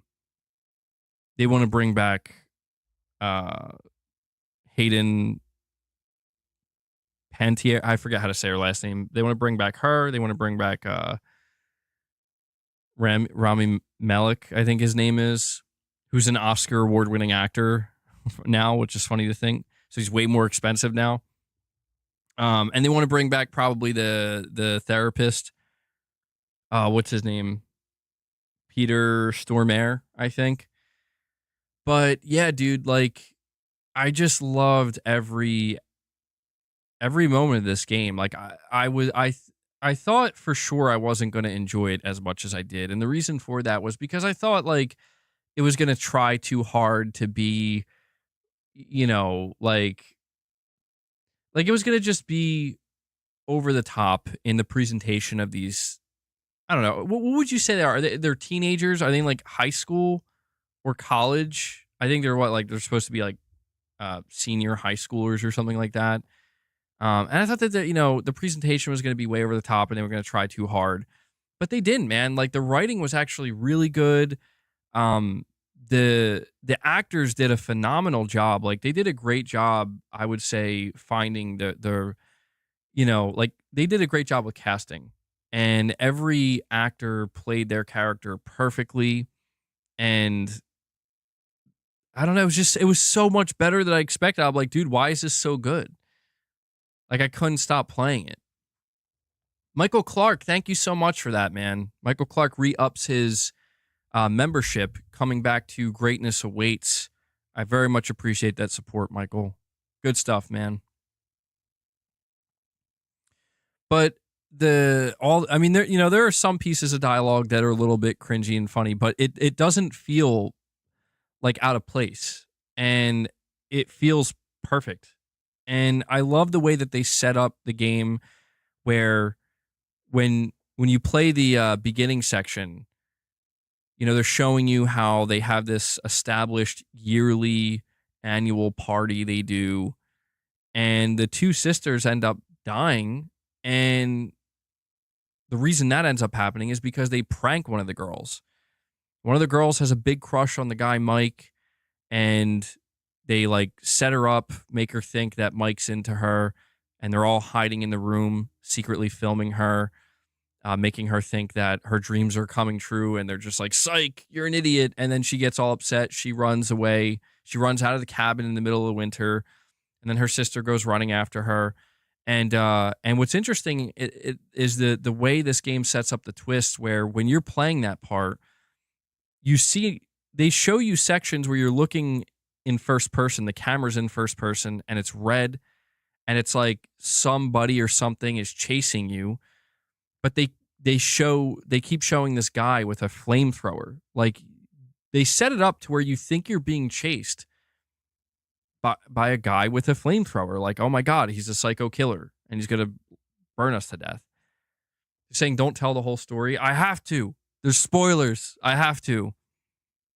We are in spoiler territory. All right. If you don't want Until Dawn spoiled, I'm sorry. I got to talk about it, man. I feel like this is what has been holding me back so much from doing proper reviews of games, is I'm always afraid of spoiling stuff, but I'm like, you know what? I got to talk about it, man. But when you reach the ending segment of chapter 1, of the very initial chapter, this guy with the flamethrower is approaching them, both Hannah and Beth, these two sisters, and they're like at the edge of a cliff. And to be honest, it's like, you know, when you figure out the twist later on and you look back at it, you're probably like, he could have said something. He definitely could have said something. But he never. So there's like that. But anyway, they're hanging. They end up like kind of slipping on the edge, and they're hanging from the edge of the mountain. And bro, like, what I thought was so weird, and this messed with me the whole time. I was like, that was weird. Is the guy that was chasing you, as you're hanging from the ledge? He reaches his hand down. And you have a choice where you either can choose to let go of the branch and just fall to your death, or try to grab his hand. I chose to try to grab his hand, and the game kind of tricks you because she lets go of the branch anyway. And that kind of messed with me the whole time, because I'm like, what? Wait a second. Like, if this guy's a psycho killer, why is he reaching his hand down? But I'm like, you know what? Probably so he could torture this woman. That's probably why. He didn't, and that's probably why she let go anyway. No, you did not miss the Xbox segment. We'll do that last. But yeah, the way the game sets up, where they go back after these two girls died, they go back to try to do another annual party, and this character Josh, he's their brother. He's all messed up now, or at least that's the implication, and so they're just gonna try to like proceed as normal. But I just gotta say, I'm not gonna run through each chapter of the game and literally go through the whole story, because that would be too much. There's simply too much to wade through. But some of the main highlights for me. So the first 2 to 3 chapters of the game, I was actually impressed with how much the writing in the game, the writing of the characters, like, actually got me to kind of be interested in these characters. Because one of the things I thought for sure was, bro, there's like 8 characters here or whatever. I'm not going to give a shit about all of them, or probably any of them. But I was wrong, because they actually, the pacing of the game's done really well too, where they're kind of all separated into groups of 2 or 3 at a time, and they kind of like bounce back and forth between them, and they're kind of setting up the different relationships and the different dynamics between them, and nothing really scary is happening yet. One of the things that they kind of do to set something up early in the game is that these characters like to prank each other a lot. And I took note of that, where I'm like, that's interesting, where there's a lot of pranking and scaring happening constantly, where they're always trying to like get one over on the other, and set stuff up. And so I took note of that early on in the game, because I'm like, there might be something going on there with that. And that's also what led to, these 2 sisters dying, is they played a really bad prank that led to their deaths. But yet they're still continuing to play these pranks, not as intense, of course, but still playing pranks nonetheless. And so, they're showing these different dynamics. And obviously a big part of this too is a lot of them are just looking to get laid. That's one of the big things that they're going on here, or that they were like trying to establish, which, makes sense. But the first thing that occurred that made me go, huh, okay, that's interesting, is there's a scene where 3 of the characters, I think it's Josh, who's the brother of the 2 sisters that died, Ashley, and Mike, I believe, where they are using a Ouija board. And as you're playing this section, the way it basically works is it starts to seem like they're communicating with one of the dead sisters. And I'm like waiting for one of them to be like, oh, I'm just kidding, we're pranking. But that never happens. And they're like, oh, I think this is real. Like, this may actually, like, so basically this scene left me feeling like, holy shit, you're telling me there's a supernatural element here now. So I'm like, hold on, there's a psycho killer there's a supernatural element now. Like there's ghosts. Interesting. I'm like, okay, so basically the way I was feeling in that moment is I don't know that I can predict what's going to happen because it seems like they're setting up multiple things that are about to happen here. Um, and I thought it was cool because I'm like, oh, I thought it was just going to be a killer, right? Um, and so that's a part early on that I took note of. But then, and I think I might be out of order with this if I remember correctly. There was another scene that I was like, what the fuck was that? Where there's a scene with Mike and Jess, and they, you go on this long journey to get to the cabin together because they want to have sex in the cabin. And the whole time you're going there, like they kind of are teasing that there's like an animal stalking them or something. And then towards the very end, they start getting chased. They never show you what they're being chased by, and they don't know what they're being chased by, but something is like after them. And they run to the cabin, they get in the cabin, and they basically determined it was a bear chasing them because they find like a dead deer that was like shredded up and stuff. And I was like, oh, okay. I guess that makes sense. I mean, as you're going through the game, there are like multiple clues that you can come across or different things you can read where it's like, here's the wildlife in the woods and watch out for bears, watch out for wolves and all that shit. But then as I was playing this part in the cabin, there's like this, they're like getting ready to do it. Prior to them doing it though, the girl Jessica basically complains that she lost her cell phone when they were running. She dropped it. And then after that, they start to get comfortable and they're like getting ready to do it. And then something gets thrown through a window. And so they're like freaked out and they go to investigate, and her phone was thrown through the window. And they're like, what the fuck? And so she gets all pissed off. She picks up the phone. She runs outside and she starts screaming. She's like, I know you guys are messing with us. She's like, we're going to have sex and there's nothing you can do about it. So screw you. And then she goes back into the cabin, and bro, like this part I was like, what the fuck just happened? Some creature of some kind, just like, because she's standing with her back towards the door and there's a window on the door. Some creature just comes in and grabs her and like rips her through the fucking door. And the dude, Mike, is like, what the? It is pretty funny, dude. Yeah, I gotta say that part, it was like it wasn't like super funny, but it was just like what the fuck was that? Like, what just happened? And then Mike runs outside and he's like, Jessica, he's like, what the fuck just happened? And I thought that was just one of the crazier. So I was dude, by this point, I was so confused. I'm like, what is happening in this? And I liked it. I'm like, dude, this is awesome. I was like, I can't tell. Is there a psycho killer? Are there ghosts? Now there's fucking creatures. I'm like, what is going on, dude? Which is it? And one of the things that becomes clear as you progress through these chapters is there is a mystery to solve here. Like there is something you're trying to figure out. So you as you progress through the game, my playthrough, I thought she was dead after that, dude. Like I was like, oh yeah, Jessica's. I was like, damn, that's a shame. I kind of, I was getting to like her a little bit, somewhat. I was getting into these two characters and starting to take to them, and then oh well, she's dead. At least that's what I thought. And then Mike's whole thing is he goes after her and tries to save her.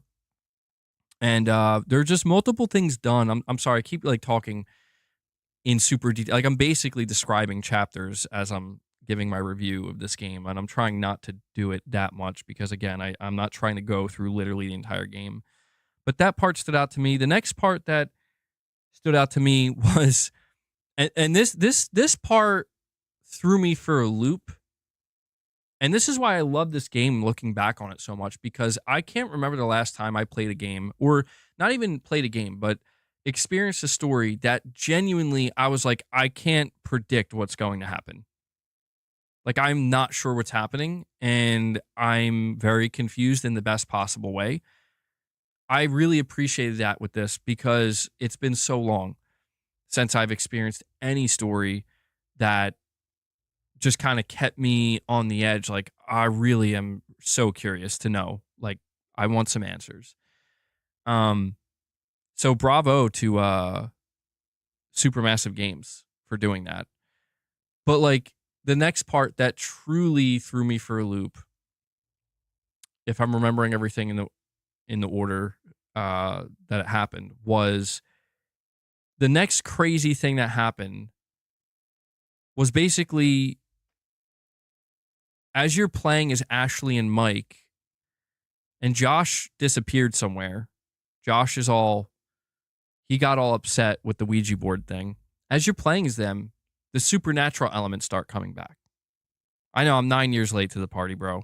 I know. It just goes to show. I missed such a good game. But like when you start playing as Ashley and Mike again in the cabin, then the supernatural stuff starts happening again. And I'm like, this is so weird. Like I was just so confused. I'm like, wait, so these dudes are being tortured by ghosts. That girl just got captured, like eaten by a fucking monster. Where's the psycho killer in all of this? And they kind of blend a little bit like the supernatural elements with kind of teasing that there's a killer that's like stalking them. So this part really kind of messed with me a little bit because I'm like, okay, is like the psycho killer purposely messing with them or what's going on here? But basically what it ends up escalating to is you're kind of going through the cabin, you're trying to find Josh, and as you're going through, all these weird things keep happening, and it's like being made clear that they're being watched and they're being stalked and all this stuff. And they go out to like the God, it's not like the main cabin, but I guess it's like the shed. They go out to like this shed area. And when they enter, it turns into Saul. And I was like, what? So Josh is there and he's like hung up and he's tied up. And there's like a big saw blade. And you hear like the killer's voice come through. If I'm not mistaken, I think this is the first time you hear the killer's voice. And he's like, he didn't say it, but he's like, we're going to play a game, and you got to. Well, it wasn't just Josh that was tied up, actually. See, this is where I'm losing track of everything. Basically, Josh and Ashley were tied up. And I think depending on which decision you make, I think it can be Josh and Mike tied up. The point is, like, depending on the choices you make, characters will find themselves in different positions, and you can kind of interchange these characters.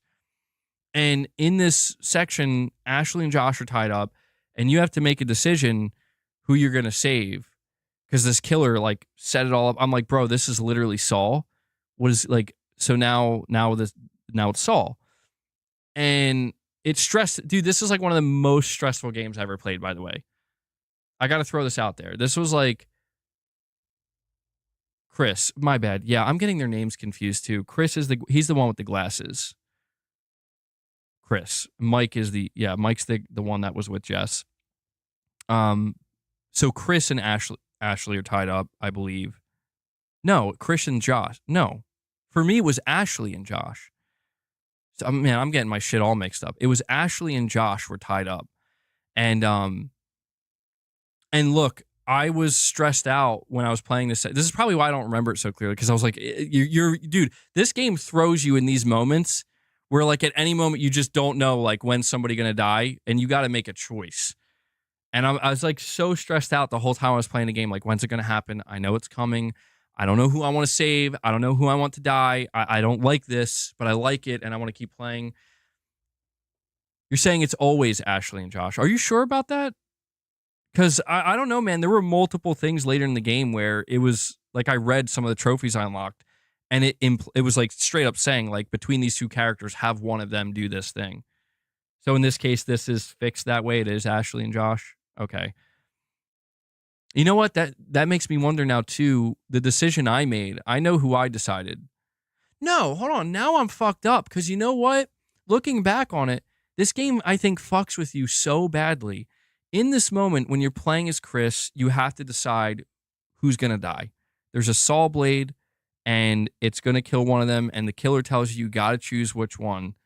And I think I chose Ashley to die.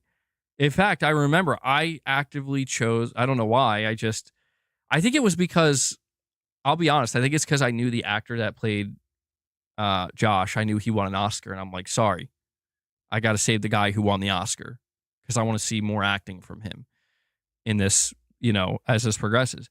And I didn't think too much of it at the time, but I definitely chose Ashley to die, but it still killed Josh anyway. Like, and it showed him like being sawed in half, and I'm like, holy shit, that escalated fast, man. Like, I didn't expect him to be dead already. I'm like, I thought, like, I don't know, the way they kind of set up the game, I was like, I thought he was like a main character. I guess not. I guess he's just done. And I was actually actively thinking to myself, like, I bet Sony regrets allowing this character to be killed off so soon, because they just didn't know he was going to be an Oscar award-winning actor, one of the most famous actors in the world. So they dropped the ball on that one. At least that's what I thought. And so you save Ashley, and you meet up with Matt and Emily, and then you play the section with. So okay, I got to ask you guys, what are our thoughts on Emily? Thoughts on Emily here? Because I have my thoughts on Emily, and I could not stand her, dude. Like, she was my least favorite character. I was like, dude, you are a straight up bitch. Like, it's hard for me to not be annoyed by you. She is a bit funny, I will say. She is a bit funny, but she's so bitchy, man. Where I'm like, holy shit, you are nasty. You are a nasty one. And I don't know, I just like kept feeling a little bit bad for Matt. I'm like, bro, Matt is just taking shit. Saying that later she grows on you. I don't know that she ever did for me. I don't know if maybe I made like certain decisions, but she never. Yeah, maybe a little bit. I get what you're saying. I kind of was trying to be a little bit more understanding too. Like, if I was in her position, like, I'd probably be a little bit more of an asshole than I would like to admit. And like, I want to get the fuck out of here. Like, I'm not dealing with this shit. But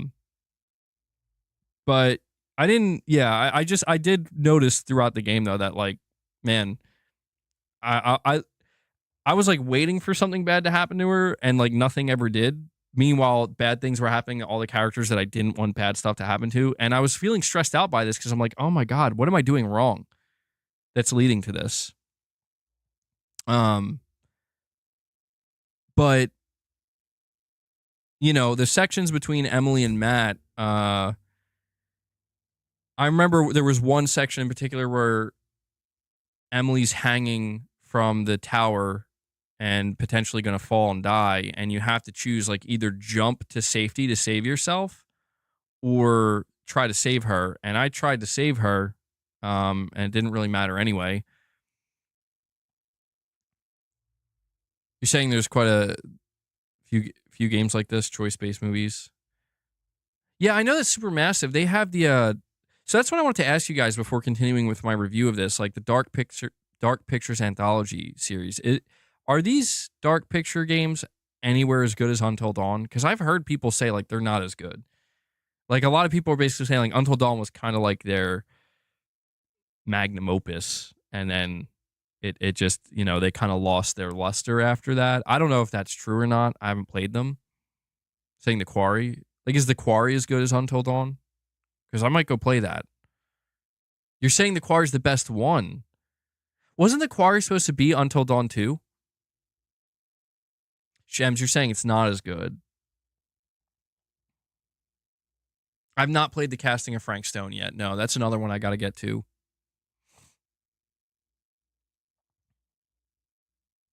Certain Dark Pictures games are good. Rudy, you're saying Until Dawn's the best.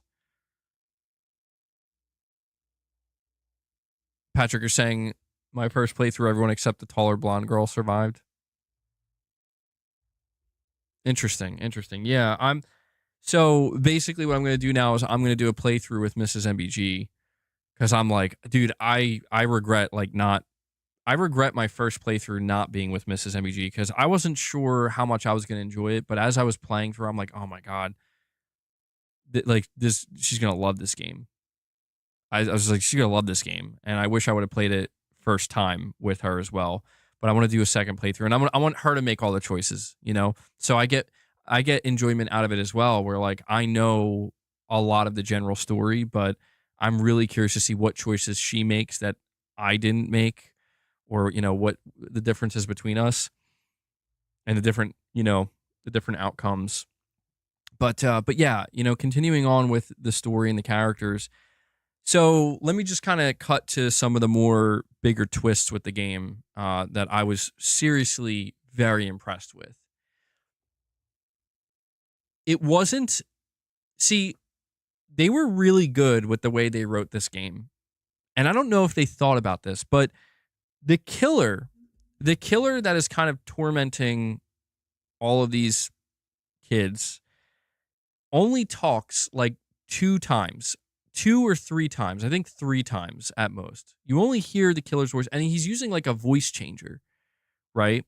Like this really deep, like almost like Batman, you know, Ben Affleck Batman like voice changer. And I remember the second time I heard him talk. I'm trying to remember if it was two or three times. I know the first time you hear him talk. Okay, no, it is three times. The first is when you're trying to decide between saving Josh or Ashley. The second time is when it's Chris and Ashley and there's a gun and Chris picks up the gun and you have to decide to either, you know, one person's got to die, basically. Like he either shoots himself, saves Ashley, or he shoots Ashley and saves himself. And then the third time is when he's chasing Sam. So these are the three times. The reason why I'm mentioning this is because the last time I heard him talk, I was like, hold on a second.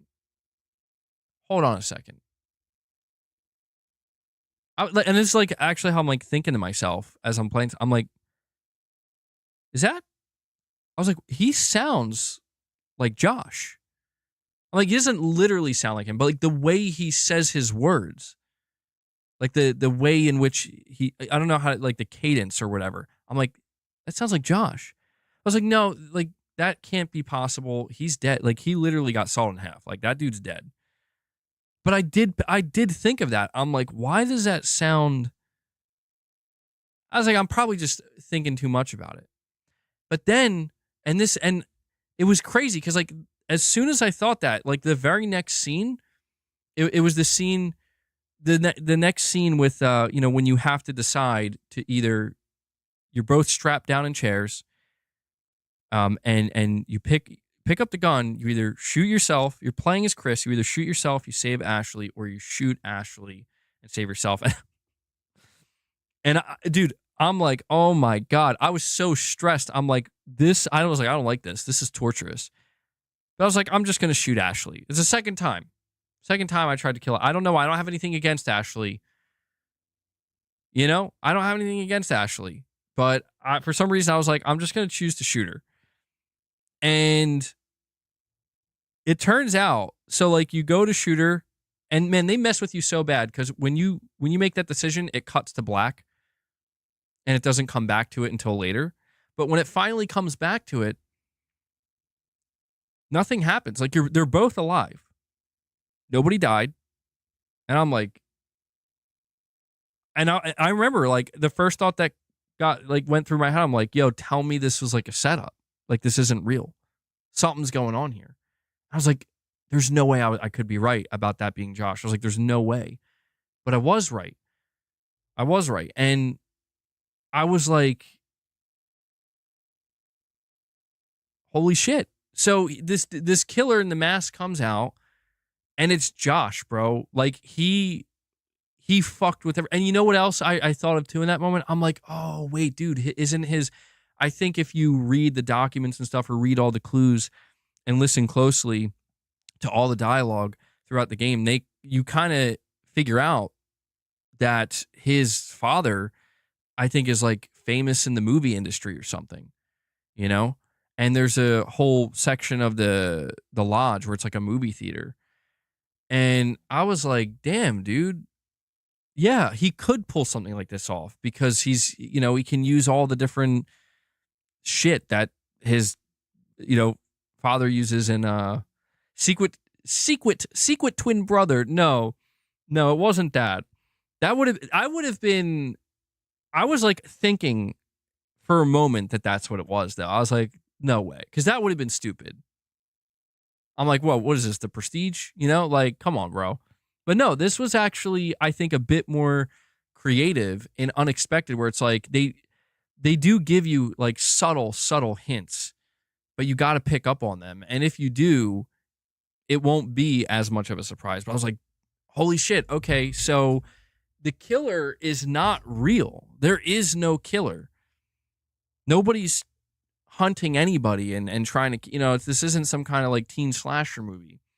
And that from that moment forward, I was like, okay, now I'm really interested, because this means that there's no killer. This means that there's no ghosts or supernatural aspect, because they explain that away by like he was using all these different tricks that they would use in movies to like convince them that like shit's going on, and he set up a bunch of stuff around the lodge to trigger at specific times. And obviously when they realized that he was the cause of all this, they freaked the fuck out on him, and they like tie him up and shit. And they, you start to think like, man, are they going to kill this guy? But he was losing his mind. Like it's very much implied that like this guy needs to be medicated, and he's not mentally or psychologically well. But they're like, they're freaking out on him. Like, bro, why the fuck would you do this? And they were saying like, dude, Jess is dead. Like, she actually died. And that's when he kind of was like, what are you talking about? Like, I didn't know, like nobody died. Like, I was just messing with you guys. Like, you guys were safe the whole time. He's like, I didn't kill Jess. I'm like, no, dude, she's dead. And he's like, I don't know what you're talking about. And that is when things started to get really interesting, because like, oh, okay, so now we're at the final layer here, where even the dude who set up all this shit to fuck with them. Oh, and I have a question for you guys, by the way. I have a question for you guys, because this was one thing that stuck out to me that I was like, hold on, I don't get it. The section of the game when you're playing as Emily and Matt and you're in the watchtower or the fire tower, it shows a scene where like the cables are being cut from the bottom so the tower can tip over. Who did that? Because it wasn't Josh. Like I thought it was like the killer. I'm like, oh yeah, the killer followed them up there or saw that they went up there, and he cut the cables to make the whole thing collapse. But then you find out the killer's actually Josh, and everything was an elaborate ruse. Is it implied that it was the Wendigos?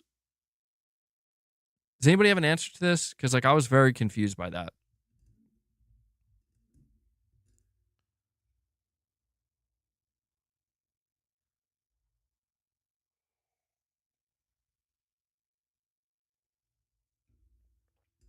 Nobody's answering me here.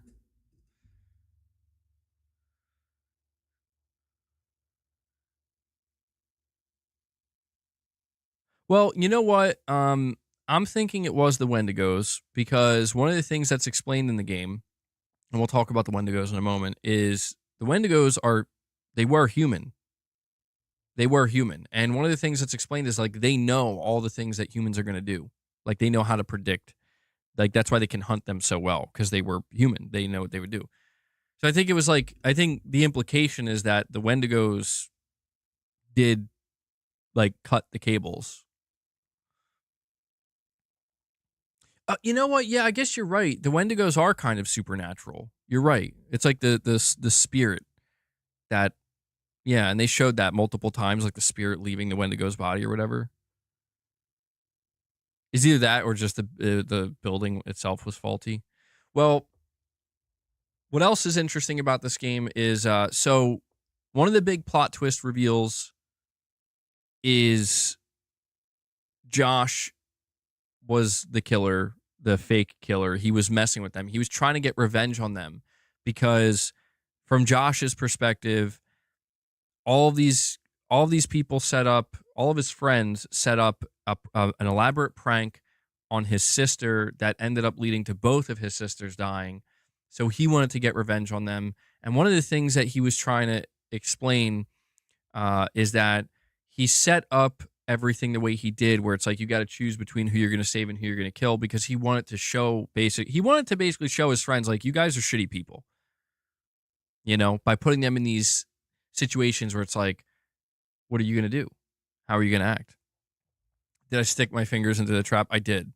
And so you're talking about when you're playing as Mike, there's a trap and you get your hand caught in a bear trap. You get like a couple of your fingers stuck, and you have the option between, you have a machete, and so you have the option between trying to pry it open or amputating your fingers. And dude, I kept trying to pry it open. And the first time you try to pry it open, a portion of the machete breaks. And I thought, oh, okay, I guess you can't do that. But then it gives you the option again, continue to try prying open. I'm like, oh. And leading up to this, it's showing that there's like something hunting you. And again, you think it's a wolf that's hunting you as this is happening. And I tried it again and it broke again. And I'm like, okay, I'm just going to commit to this. So I just committed to trying to open the trap. And I was a little bit afraid of what would happen. Like I thought for sure, like I just got him killed. Like he's going to die. And I did like Mike. Mike is, I appreciated his character. He's kind of like the more, like the heroic macho, I don't know if it's like macho man character or whatever, but he ends up basically following this guy. And this is where I was also still very confused, where I'm like, okay, hold on a second. We find out there's no killer because Josh was the one behind it, but I'm playing as Mike, and Mike is following this other person. This other person basically is held up in a abandoned like penitentiary or whatever, or asylum or something. And the natural assumption, because you realize, like, hold on, this dude that's living here, like he was the one that was chasing Josh's sisters and got them killed. So I'm like, so this guy must be bad. Like this is a bad guy. Maybe he's the actual killer or something.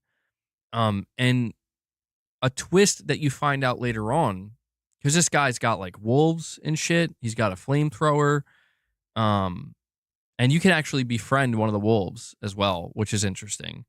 Unfortunately, in my playthrough, that wolf ended up dying. Apparently you can save it. But another twist you end up discovering is that apparently this guy is not bad. He's just a dude that lives up there that basically has been hunting these creatures or trying to keep these creatures at bay. And basically the big twist, the big reveal in all of this is that the actual real deadly threat this entire time are these creatures called Wendigos. And Wendigos are actually, they used to be people. And what happens is the mountain is cursed to where it basically says, the way it goes is if you end up partaking in any type of cannibalism, which I guess it kind of makes sense that could definitely be a thing that occurs up in the mountains where you can be stranded with other people and people are dying and shit. If you partake in any cannibalism, you will become a Wendigo, basically. And so all of these Wendigos are people who tried to survive through cannibalism. And one of those people was one of Josh's sisters, Hannah. Like she did survive the fall and she basically became a Wendigo, I guess, because she ate her sister, so it, like just a wild, I will say, like, dude, I did not see that twist coming. I was like, this was so well done. Like this was a genuinely good, like really good, an excellent twist that the whole time, anytime I thought I was like starting to somewhat understand what's going on, they still kind of held stuff back.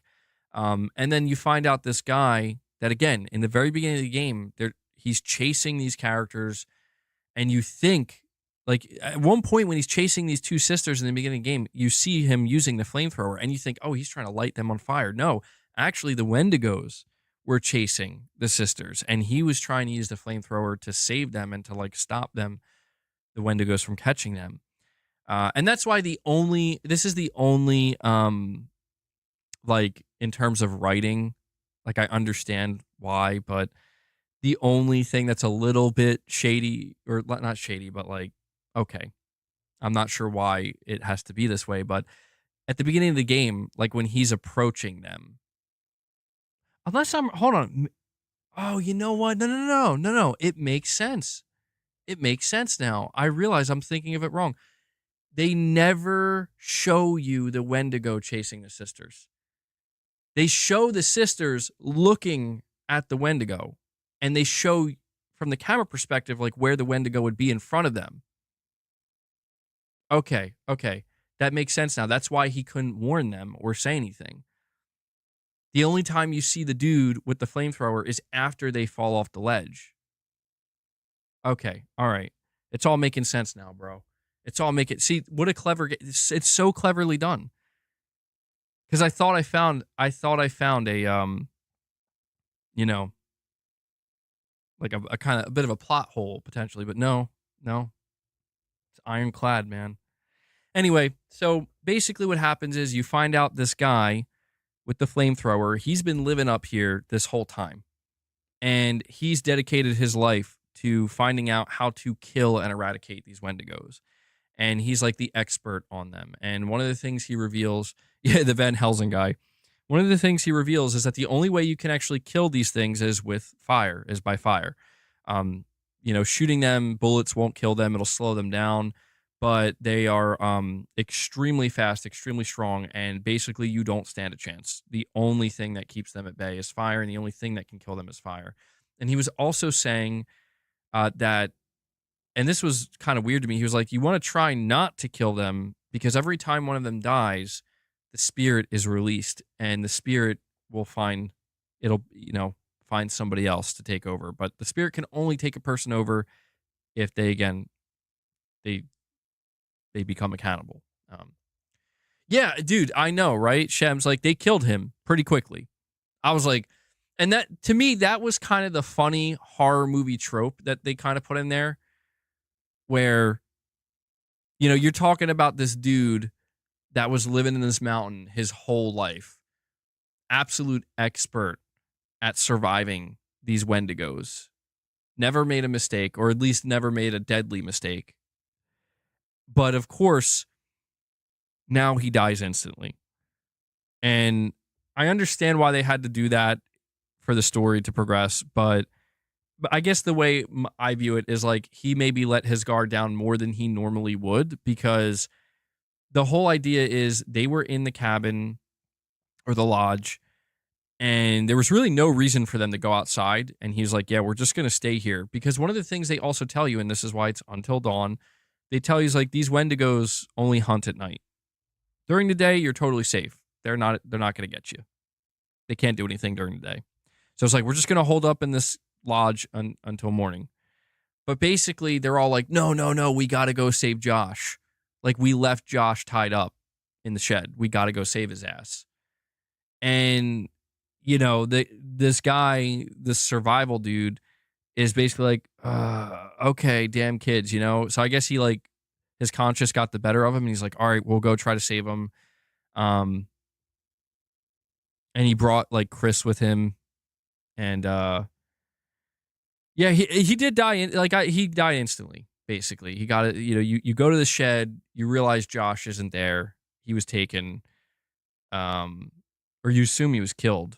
And then you try to run back to the lodge. And as that happens, the survival guy gets his head cut off. And then in my playthrough, Chris died. Chris also got his head ripped off. Oh, I gotta say one more thing too. Yeah, see, I see multiple people recommending The Quarry. Yeah, I don't know, dude. I'm gonna have to maybe look into this, because apparently it's really good. That's interesting to me. If it has a good twist, yeah, I might have to play that next. Ivan Noel, you're saying, "Hey, BG, I finally got a PS5 Pro." Well, congrats, man. I hope you're enjoying it. I hope you're enjoying it, man. I'm being like really long-winded with my discussion of Until Dawn. I hope you guys are enjoying it, but I'm gonna wrap it up here in just a moment. But I want to say that, like, bro, so the way I got some of these characters killed, I couldn't believe it. There was this part in the game. So I told you earlier that I thought that girl Jessica that got taken out of the cabin, I thought she was dead. Turns out, like, way, way, way later in the game, way later, she's still alive. And I'm like, oh shit, I didn't see that one coming. And she's like trapped in the mines, like deep in the mines. And it basically takes you back down to the mines. 3 characters, Ashley, Sam, and Emily. And all 3 of these characters are in the mines. And as you're walking through, you're playing as Ashley, you hear Jessica yelling. And the character Ashley's like, Jessica, like, is that you, like, calling for her? But she's not getting an answer. But you can hear her yelling. And keep in mind, like, they all thought Jessica was dead. And so the game gives you this option. And this is what I mean, bro. Where I'm like, holy shit, you just don't know when shit's about to truly hit the fan in this game. It's unpredictable. Yes. Yeah. See, there you go, Shems. Same here, man. They give you the option. You either can stick with your group, you can stick with Sam and Emily and just continue exploring the cave or whatever, or you can go follow the voice. And I'm like, shit, man, I thought this character Jessica was dead. I'm gonna go follow the voice and see if I can find her. What's going on? And I did. And one of the first things, dude, the game, these developers, bro, these developers fuck with your head so bad. One of the first things they show you as you're walking forward is there's this like wooden, not almost looks like a trap door of some kind, or like a wooden door on the ground, and it's like shaking, like it's almost like somebody's trying to get out. And I'm like, oh yeah, there she is. I go up to it, I open it, literally get my head ripped off. And I was just like, what? What? Dude, yeah, I guess maybe I should have been more suspecting. Yo, what's up, Corey? Well, I was going to say long time no see, but I think you were here like last week. Long week no see? I don't know. Thank you, Corey. I appreciate that, bro. Corey shows up and he's like, yo, I got to drop these 5 memberships real quick. Thank you for that, man. Paul's like, that's just life, man. I couldn't believe it. I mean, I really was like, holy shit, I did not see that coming even remotely. Like, I was ready for something bad to happen. I didn't think that was literally what was going to get my character killed as I was playing as her. I'm like, whoa. So I remember, dude, I literally paused the game. And I remember I said out loud, because I think Mrs. MBG was like in the other room. I was like, I can't believe what just happened. And she's like, what? And I'm like, I can't tell you. Like, I can't tell you because I want to play this game with you and I can't reveal anything. But I just said to her, I was like, this might be the most stressful game I've ever played in my life. And I'm not kidding, man. Until Dawn is one of the most stressful in the best way.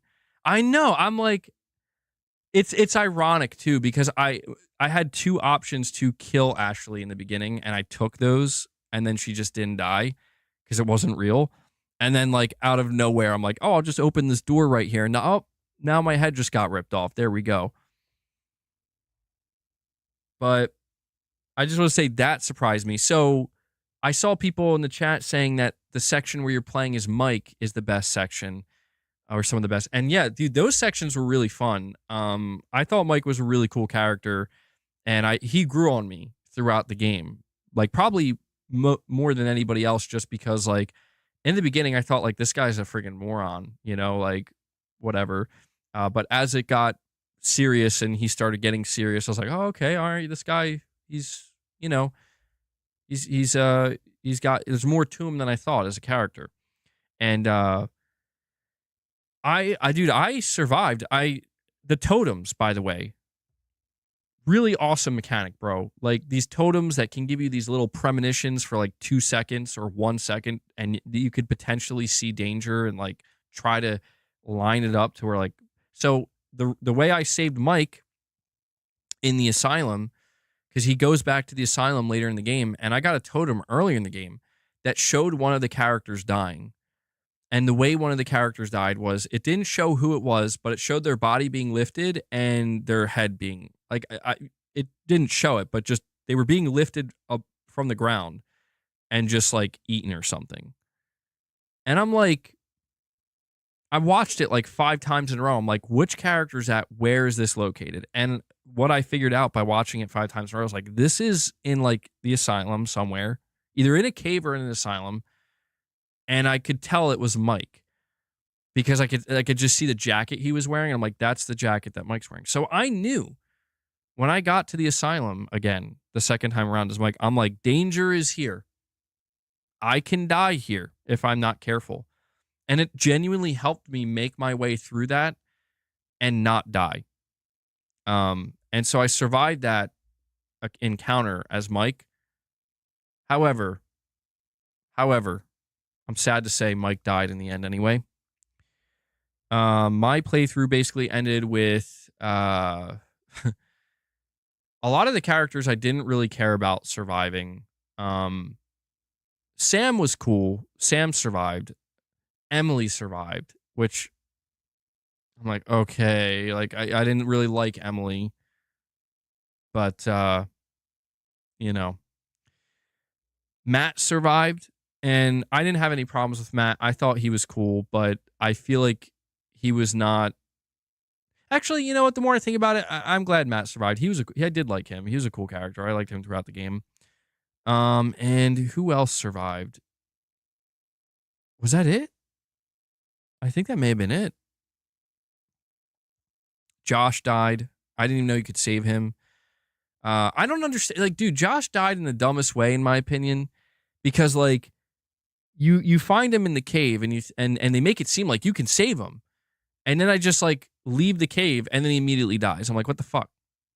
Like, I thought I could save him. I wanted Mike to survive, but I fucked that up. Ashley didn't survive. Chris didn't survive. And yeah, it was such a great game. And I did find out that apparently you can have playthroughs where all the characters survive, which I'm like, what? I had no idea that was possible. And there are playthroughs where all the characters can die. And I'm like, yo, this game has some serious replayability. And I don't know, I might try to platinum it. But I really enjoyed it, man. It's been a while since I've done like an in-depth review of a game, and I'm sorry if I was too long-winded in like describing the sections of the game. Like if you played the game, I'm sure it's not fun to listen to me describe what I played because you played it too. But I just really, really enjoyed it, and I cannot believe I slept on this game for 10 years. And you know what? I know a lot of people, listen, a lot of people gave Sony a lot of shit for remaking this game, and I understand why. And I'm a stubborn son of a bitch. You know that. I don't really go back and play older games very often at all. I rarely ever do that. So I guess what I'm trying to say is if this game didn't get remade and I didn't pick it up physically for PS5, I may have never played it. You know, I'm not saying that totally justifies the remake, but I'm just saying, like, I'm glad I bought it. I'm glad I played it because it's genuinely one of my favorite games now. And I'm super stoked at the idea that they're actually going to continue and make it a series. I'm stoked at that. So, all right. That's my review of Until Dawn. 10 out of 10. Awesome game. I mean, I know some people are like, bro, 10 out of 10, but I enjoyed it that much, man. I enjoyed it that much. I was excited to talk about it. So, good shit. Saying it's all good, man. It's a gaming channel. It's more than appropriate for you to tell us about your gaming experiences. I can't tell you equals Mrs. MBG has been challenged. MBG. Yeah, I wanted to tell her so bad, but I'm like, no, we gotta play this game together. And we did start playing it a little bit, and she's really enjoying it. And it's so fun because like I'm playing it, but she's making the decisions, and so I go with whatever she basically tells me to pick, and I'm really curious to see what the outcome is.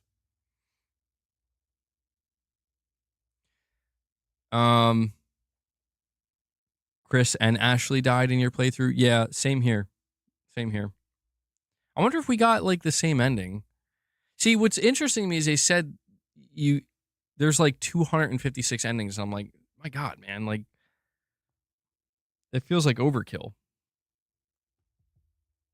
Come on, boss. Go ahead.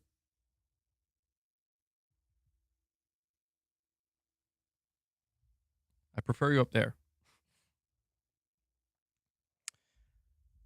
Why don't you listen to us? I'm sorry, man. I'm sorry.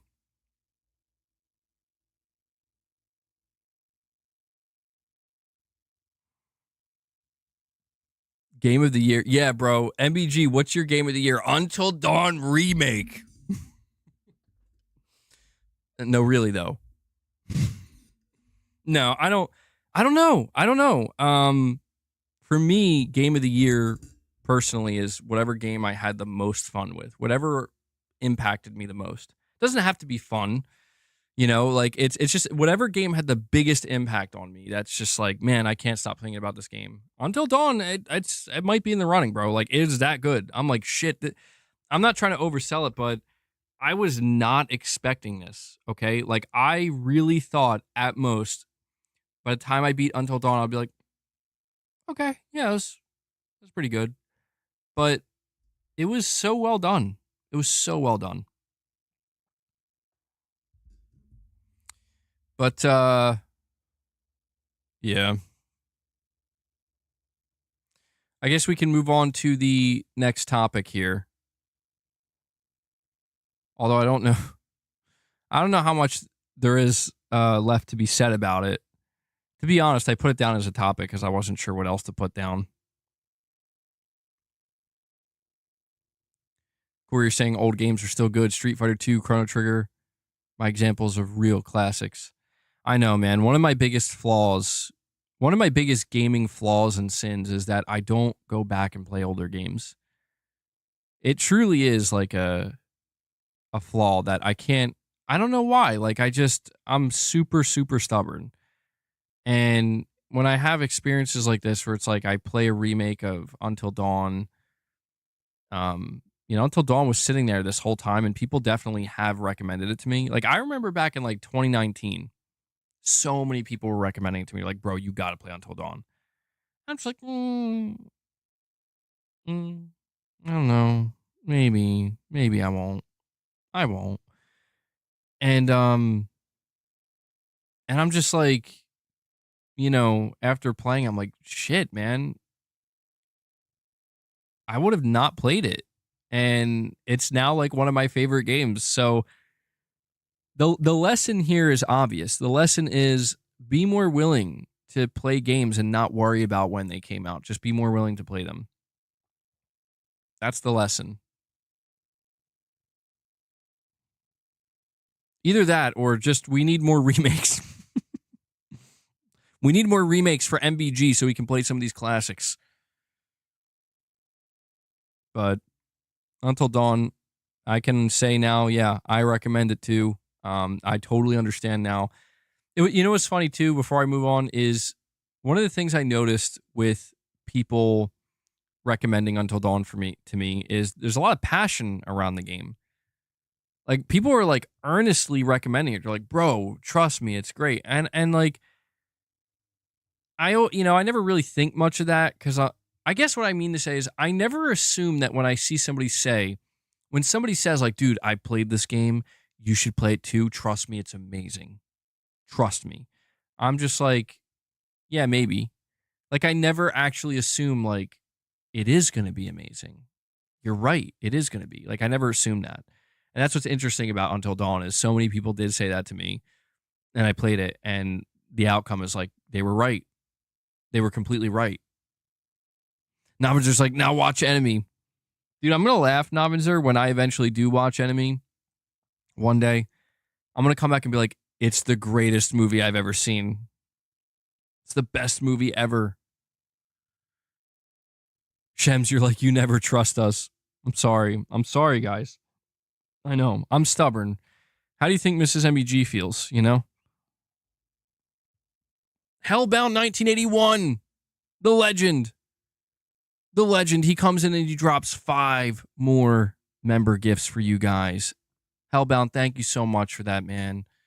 You're always here consistently dropping some membership gifts for the community. I'm going to add that to the counter. Yeah, guys, we hit 25. We'll feed the beast here. He's clearly... I want my treats. I want my treats, yo. That's enough Until Dawn. All right. Get comfortable, boss. I'm going to add that to the counter. I think that brings us up to 11 on the day.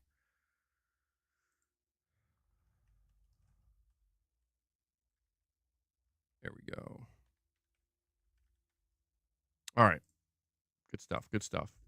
Thank you, Hellbound.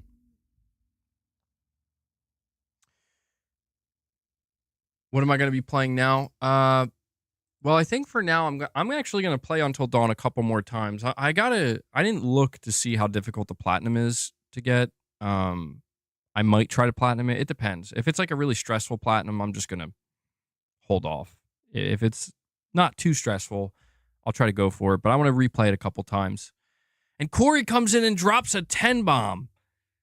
Corey coming in, doing some heavy lifting, as he usually does here for the community. Corey, bro, thank you so much.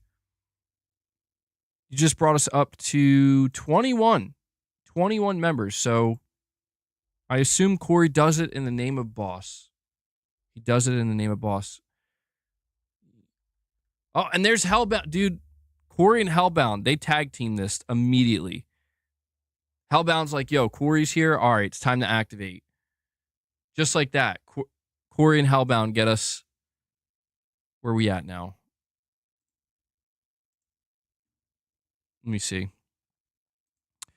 26 members. 26. So they crushed the goal. It's time to feed the beast. Hellbound says, for Boss. He's very, look at him. Look at him. He knows. He knows. Well, thank you for that, guys. I very much appreciate the support. It means a lot. Let me just update the goal and we'll give him some of his treats. And I'm sure Luna is going to partake as well. She likes the treats too. Why is that not It's kind of glitched out for some reason. Hold on.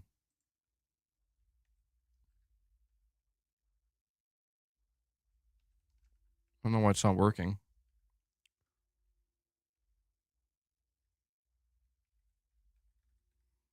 Let's see if this fixes it. There we go. Boss, do you read me? It's time to feed the beast. All right, here you go, boss.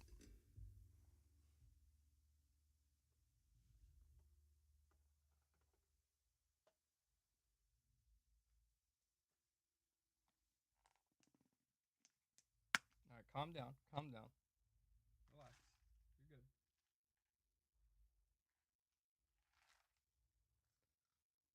Trying to see if Luna's around.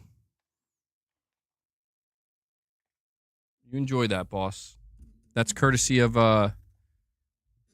Corey and Hellbound. They got you, bro. They got you.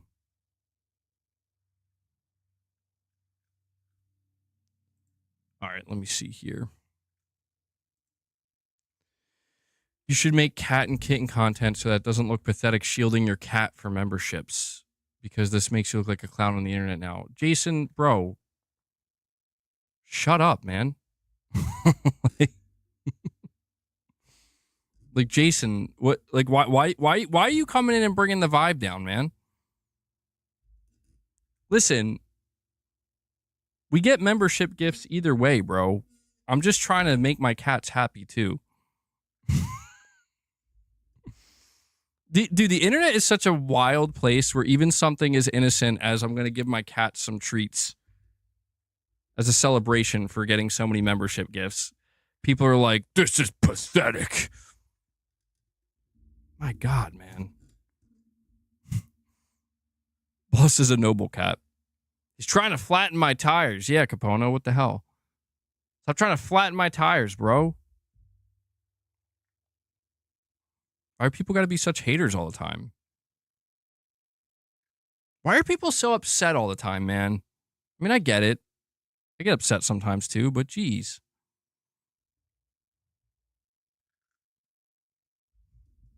You're saying you blocked and reported Jason because he's a punk? Uh-oh. Uh-oh. Well, we do have another topic to discuss. It's in regards to the whole this is an Xbox situation. Sorry, let me close out some of these tabs here. I have quite a few of them open that really don't need to be open.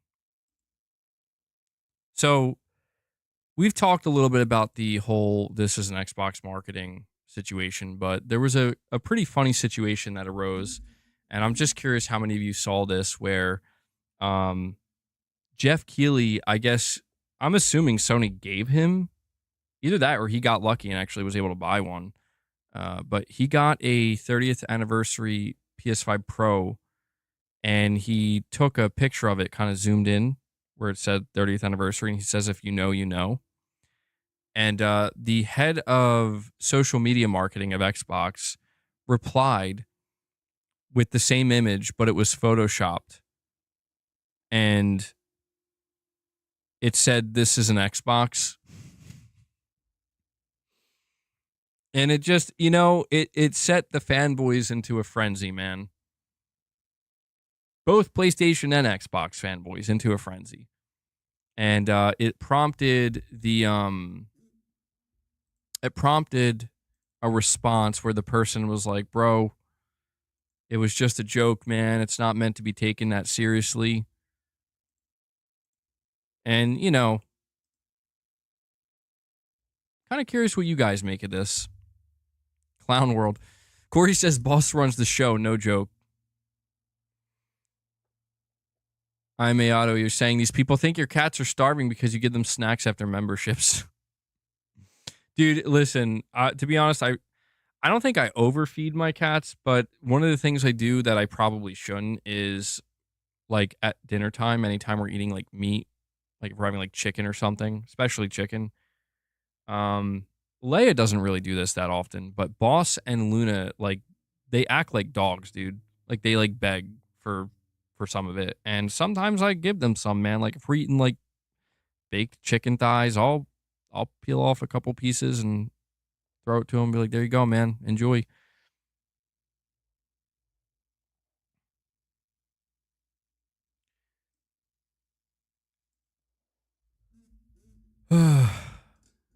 What did he even mean?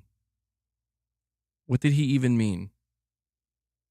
How does that make sense? Well, William, I think the whole idea is it's like the whole joke with this is an Xbox marketing campaign is like taking items that, are not actually Xboxes, like a Steam Deck or something, and being like, this is an Xbox. And then taking an item like, just like an everyday item, I don't know, like a cup, and saying this is not an Xbox, or whatever. And a joke that a lot of people were making with this campaign is like posting a picture of a PS5 and being like, this is an Xbox. And like now Xbox's social media team like is jumping in on it. And I feel like it's just stuff like that that's going to really set off the really loyal hardcore console fans of Xbox, where like it, you know, it's just a. I think it's just being done in jest, but some of the most toxic fanboys on the PlayStation side are like, you know, doing that type of stuff to throw it against Xbox players. So to kind of see, I think Xbox's social media manager do it, even if it's just from a joking perspective, saying, I'm not upset. I'm just making a comment on what I see looking at the way you shield your cat. I'm sorry for having an opinion outside of your echo chamber. Bro, he called us an echo chamber. Oh my God. Like, tell me you've just stumbled across my streams without telling me you've just stumbled across my streams. This is pretty much the opposite of an echo chamber, bro. Like, I don't know if you realize, do you know how many people have left this channel because they were not told what they wanted to hear? Like, do you have any idea? Trust me. This is the opposite of an echo chamber. I know, you know what's funny though? I bet you you know where he probably gets that perspective from though? There are certain people who try to convince you that this is an echo chamber, but those are people who don't actually spend any time here, unfortunately. They just make their assumptions, and then I guess people latch onto it. But Whiskey Game is like, shut the fuck up, Jason. Getting mad for giving cats a snack. I mean, the closest thing I would say we get to being an echo chamber here might be our mutual agreement that we don't really enjoy Xbox as much. I mean, there are definitely some people on this channel that fucking hate Xbox, bro. But there are also, listen, dude, there are plenty of people here that do play Xbox. There are plenty of people that do play Xbox. I wish this was more of an echo chamber. Things you're not supposed to say as a content creator. But, dude, I wish I was able to make it more of an echo chamber because it would benefit me more to do that. I'm going to be real. Like, the problem about being, like, totally open and honest and real is, man, sometimes it works to your detriment. It works to your detriment sometimes. But it is who I am, man. I am who I am. It is who I am. I am who I am. I can only be me. Even if it is to my detriment. At times. You know what? Maybe I will make it an echo. Guys, from this moment forward, this is going to become an echo chamber. All right? From this moment going forward, there's only one way we see things. And if anybody has a disagreement, they're not welcome. From this moment going forward. And that echo chamber is going to revolve around pineapple on pizza. Okay? So we are for the pineapple on pizza. And if anybody here is against it, you're not welcome. You're not welcome. All right? I'm just kidding. It's okay. I understand. If you don't like pineapple on pizza, you're totally welcome here. It's fine. Pineapple on pizza is great, though, dude. Devil Shooter's like, well, I'm out, bro. I take the Xbox slander here, but pineapple on pizza is where I draw the line. Unico's like, ain't no way, bro. I love pineapple pizza, man.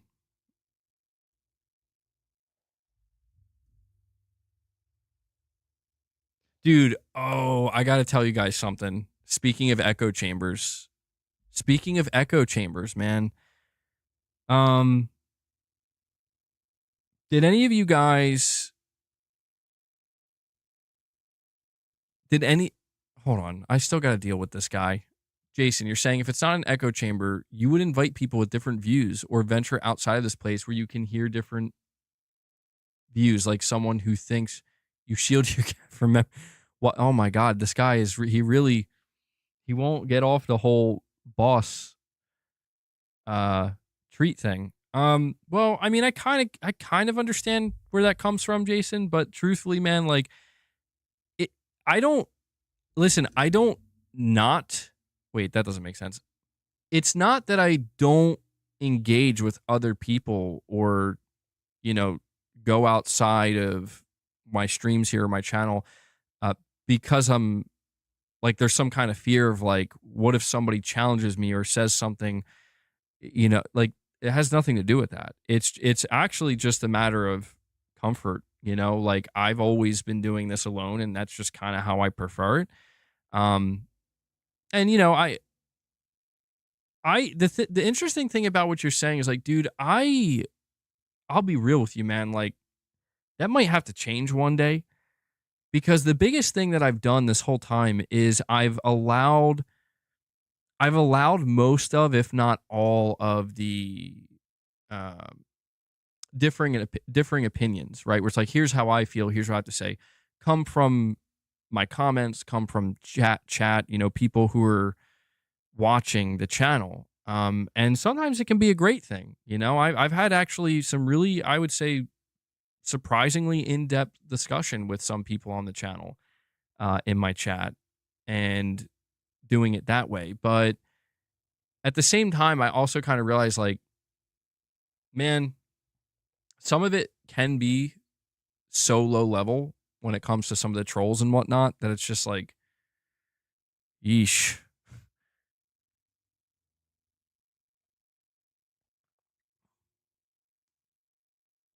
But yeah, I don't know. Maybe one day we can start doing stuff like that. Maybe one day. It's hard to say. I mean, it's just, again, it's a matter of comfort. In that I'm just used to doing this the way I do it. But if I were to like have a discussion with somebody, I guess it really comes down to like who it would be and what the topic would be. I'm assuming it would be something gaming related. I mean, I guess one of the more interesting ideas would be to have a discussion um with like an Xbox content creator or something. And I think there's this expectation that if I were to talk to an Xbox content creator, that I would go in and be like, "Let me tell you why Xbox fucking sucks, you bitch." Like I think there's like this idea that that's what the conversation. It's like that's not at all. Dude, it would be totally respectful. Like I'm actually curious. Like let's see, like, and if there is push and pull, like I'm not gonna be like an aggressor where it's like no, no, no, no, no, you're fucking wrong. Like I'm not in, like, to me that shit's not interesting because it's like, I don't know, I guess that would be more of like a debate, and I'm not interested in debating because there's no reason to debate, you know what I'm saying? But yeah, I don't know, the idea of just having like general conversation about interesting topics and stuff that's going on. But MRPD, you're saying so many people come here with super chats supporting PC and asking MBG sound logical questions that go against fanboying on PlayStation. Well, I appreciate that, MRPD. Yeah, I appreciate that, man. And thank you. I see that you just became a member as well. You re-upped your membership. Thank you, bro. You just brought us up to 27 members with that. I appreciate the kind words. Yeah, I mean, don't get me wrong. Like, we dabble in the fanboyism sometimes. I do, and there are definitely some people on here that are fanboys. And I mean, to me, it's a matter of like, as long as there's a mutual understanding that it's not meant to be taken seriously, I think that's fine. Where it's like, it's kind of just meant in jest. But where I get very uncomfortable and a lot of times have to draw the line is like, there are people who get way too serious about it where it's like, bro, it's not that serious. And that's what is weird about specifically Twitter. It's like so bad on Twitter, man, where like people are nuts. I mean, they're absolutely nuts, man. And I get it. Like I've had my moments and like, for example, there are things that I said last year, like 13, 14 months ago. There are things that are still being brought up today that people are using against me and shit and putting in videos and whatnot or whatever. And I'm just like, it is what it is. Like nobody has a perfect track record, and anybody who thinks they do, they're lying.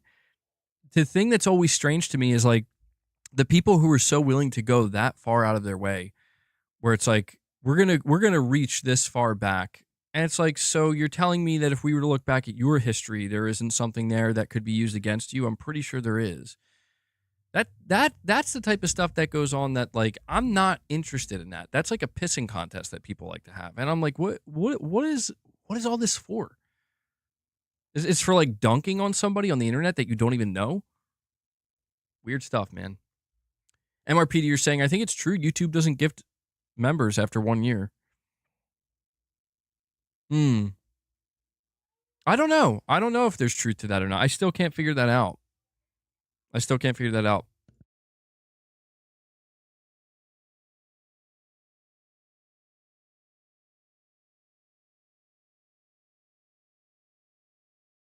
Miguel, you're saying relax people. Jason is just expressing his opinions. Ever heard of freedom of speech?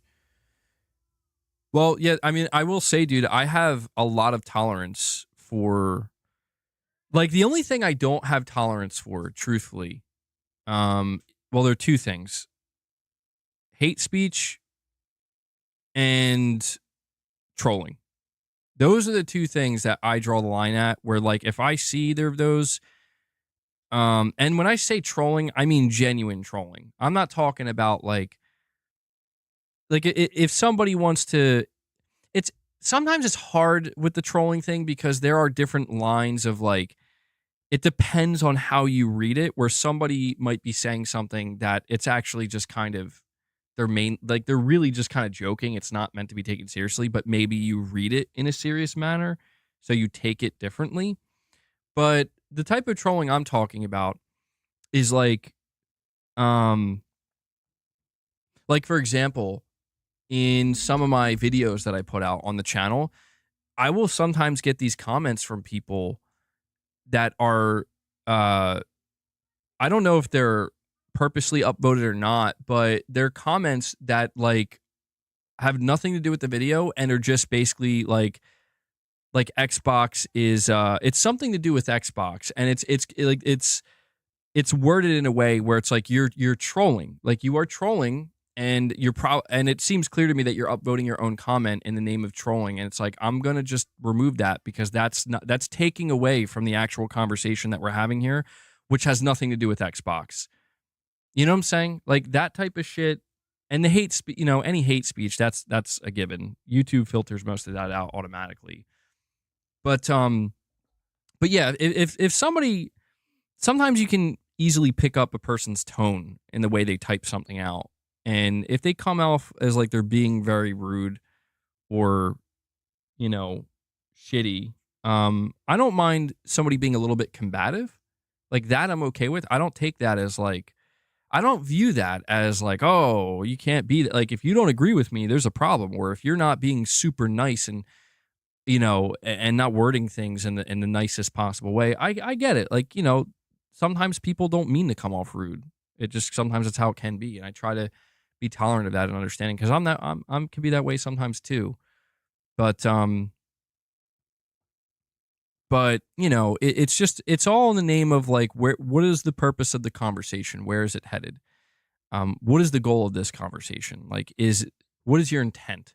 That's really what I try to pick up on with shit that I read from people, because if there's one thing that has occurred over the last like year and a half, is people they do like to troll on the channel now a lot, and they like to troll because, well, it's become kind of like a popular thing to do, specifically for people who talk about PlayStation. And I get it. It comes with the territory, but it's just like, my tolerance level for it has dropped so low. It's like, I just want to have conversations, and, it doesn't have to be an echo chamber, but it's just, we don't need the trolling. We don't need the hate speech. We don't need either of those things. They just simply detract from everything else. That's my opinion of it anyway. Saying it bothers me as a fan because MBG is so tolerant of this shit. I don't know how he does it, but I look up to him. I appreciate that, man. Yeah, it could be, trust me, it can definitely get under my skin sometimes, for sure. But then I realize it's like, it is what it is. Like, no matter how bothered I want to be by it, it's not going to change what it is. I just have to focus on what my intent is. And my intent is to just cover PlayStation, cover gaming, cover sometimes Xbox and Nintendo and PC, and have conversations, go over the news, give my thoughts, give my opinions. That's my intent. And you know, if there's one thing I've learned, with doing this for as long as I have, is that there are metagames that people play in this space. Like the games that people play, it's people are more interested in the entertainment value than the actual deeper, I would say, more in-depth conversations of certain topics and games and whatnot. And I get it. Like I've partaken in that as well, but and to be fair, like there's nothing wrong with that. But I found that when it comes to the whole entertainment value side of it, the more like it's always about upping the ante. You know what I mean? Like, what do you do to become even more entertaining? Because you can't lose your viewers. You got to keep them entertained. You got to keep them entertained. And it kind of becomes again like a pissing contest where it's like, how much more, how much further can we go and how much further can we take it? And I realize like it's reached critical levels of toxicity at this point where it's like, yeah, no, I'm good. Like I'm not here to entertain. I'm here to talk. I'm here to engage with the chat. I'm here to have some conversations. We can laugh a little bit. We do. We have some fun sometimes, but I try to ensure that the fun we have is not necessarily at the expense of others. Even if they would deserve it. It's like I'm not interested in that. What God of War news did I miss? So basically, to summarize, Corey, the voice actor of Kratos, Christopher Judge, he recently teased that there are some announcements. That's the way he put it, plural announcements coming up in the next couple of weeks, in the next like 2 weeks or so. And he's definitely teasing something. And we speculated that it could be a couple of things. He could just be teasing the secret level episode on Amazon that's going to feature Kratos. He could be talking about the long rumored, basically God of War going to Xbox. Yeah. He could be talking about the long rumored God of War collection, Saga collection that's been rumored for PS5, maybe getting announced in the coming weeks. I speculated maybe he's talking about Santa Monica's new IP. Maybe it's going to be revealed at the Game Awards or something, and he will actually be involved with it. That's a possibility. But basically, he's teasing there's some kind of announcement or announcements that are going to be happening in the next couple weeks. So,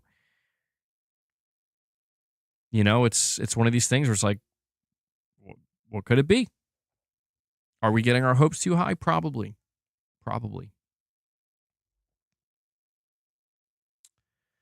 Yeah, we're almost at 100K, man. I hope we get there. Like you're saying, MG, yeah, I was talking to the chat. I actually think you deal quite well with most criticism, but the chat got super aggressive on Jason, and that's maybe the channel. Maybe that's why the channel comes across as an echo chamber. Yeah, I get that as well. And, one of the things that I think has frustrated me is that, like, I understand that it's like, well, you control your chat. It's like, well, kind of, right? Yeah. Oh, hold on. I got to let Luna in.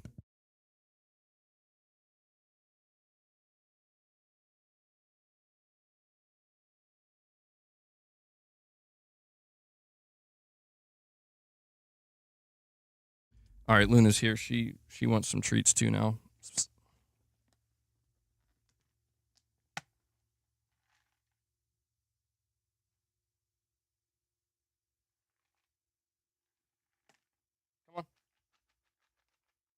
Come on.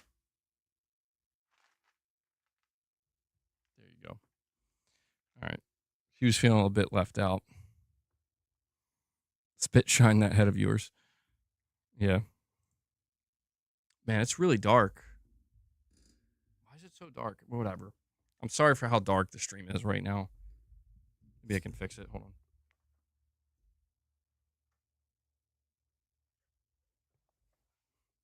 I think that helped a little bit. But yeah, I get what you're saying, man, when it comes to like the chat, maybe people assume the channel is an echo chamber because of the chat and the people congregating sometimes. But here's the thing. I can't control everybody and how they choose to see things and what they choose to say. Um I can filter my chat, of course, but I try to be not overly strict in my chat. Like, it's one of these things where I think people assume that if you were to come into my chat and say something negative about like Sony or PlayStation, that automatically means you're not welcome here. And I mean, it's not that you're not welcome here. It's that chances are, they're like on this channel, they're mostly PlayStation fans. So if you have something negative to say, there's likely going to be some people that don't take too kindly to that. Is that fair? Probably not. Do some people overreact? Yeah, for sure they do. But I just think it comes with the territory of things like this, where I think that's just the same can be said about pretty much anything. We don't hide the fact. At least I don't hide the fact here on the channel that this is a PlayStation like focused channel first and foremost. We do talk about other things, but I try my best to set the example as best I can in the hopes that people will not follow it, but just kind of like realize that it doesn't have to be like there can be different ways to approach the conversation where, I've encountered many people like flat out, there's like people that have approached me with the conversation of like, yeah, like Sony is going to go day and date on PC and there's like nothing that anybody can do about it. Like that's the future. And it's like, I'm not going to like get defensive and be like, no, what are you, stupid? Like Sony would never do that. Like get out of here, Xbot. Like I never behave that way towards people because that's not that like I've seen, that's not what that behavior warrants or not. That's not what that response warrants. Or statement, I should say, not response. And I don't know. I'm just kind of rambling at this point, but I think the biggest thing that I have chosen not to do on this channel, and it's interesting because I was thinking about this recently, and it's kind of interesting that it was brought up here, is like I've never really taken hold of this channel in terms of like streaming and audience. Like I've never truly wrangled everything up and tightened it up and got it to a point where it's like honestly turning it into an echo chamber. Because I don't know if you guys know this or not, and I'm sure you do, but turning things into an echo chamber is the most popular and easy. It's the most popular thing to do right now, and it's the easiest it's ever been to do it. Like honestly, 9 times out of 10, I would say 9.5 times out of 10. People purposely now these days, like they know if they take that kind of echo chamber route, it will work for them because for some reason that's just where we are in the year 2024 with our society. I don't know why, but that's where we are, where it's like make the divide clear, make it crystal clear. And if you do that, that's why it's like, that's why we haven't talked about it in quite some time. But like when we talk about like the woke stuff and shit, the thing I was going to ask you guys earlier that I forgot is, did you see that thing trending on Twitter where it was some anti-woke person? They took a picture of like Rockstar Games and they were basically trying to insinuate that Rockstar's going to make GTA 6 totally woke. And, oh my God, that Jaguar ad. Holy shit. I'm not talking about that, bro. I'm not talking about that. Oh man. Never go full woke, right? But there was this picture that was being circulated on Twitter of Rockstar Games. And it was all of the women that work at Rockstar Games. It was a photo of all the women that was taken out front of the studio. And the person who posted this picture was basically saying like, here's what Rockstar Games used to be, here's what it is now. And it was like it was comparing that all woman photo to an older Rockstar photo where it was like, I think mostly guys, or like a mix of men and women, but basically saying like, this is why the game's going to go woke. Rockstar went woke. And it got so much attention. It got so many likes. It got so many views. And I didn't even read the comments because I just don't give a shit. But the person ended up getting community noted because the photo that they used was a specific photo from Rockstar celebrating International Women's Day, where they got all the female employees to take a photo. And this is what I mean, where it's like in certain echo chambers, when they see something like that, like it doesn't matter in those echo chambers that's not real. Like that's not real. Like Rockstar is both men and women working there, you know? Like and this person is disingenuous and should not be given attention for this. In certain echo chambers, they will latch onto that and say, no, this reaffirms our belief in what we've been preaching. And that is that everything is going woke and we must continue to fight. And it's like, what the fuck are you talking about, dude? Like, you're idiots. Like, if that's really what you think because of this, you're idiot. Like, you're distracting from the real shit that needs to be focused on. But that's the sad reality today, man, is like more and more people are catching on to how stupid mass amounts of people are in the year 2024. We're like, yes, you can do this. You can put out fake, falsified bullshit info that anybody with like half a brain cell and just a little bit of common sense could realize that that's probably not true or real. That they, you know, you can, if you say this is what it is and you should fear this and we should be angry and upset, there's just so many people are like, yeah. And the more people that they have standing next to them that are like, yeah, you're right, bro. And I'm right. We're right. It's fucking retarded. I'm sorry. Like it is. It's just sad how like people are becoming drones, dude. They're becoming total complete drones where it's just like, well, this is what this person with a lot of influence and a lot of followers and a lot of subscribers and a lot of clout and so on, this is what they said, so it must be real. It's like, well, what if I showed you proof that it's not real? Well, it doesn't matter because look at all the other people that also believe it's real. And that's when people start going to war with each other, dude.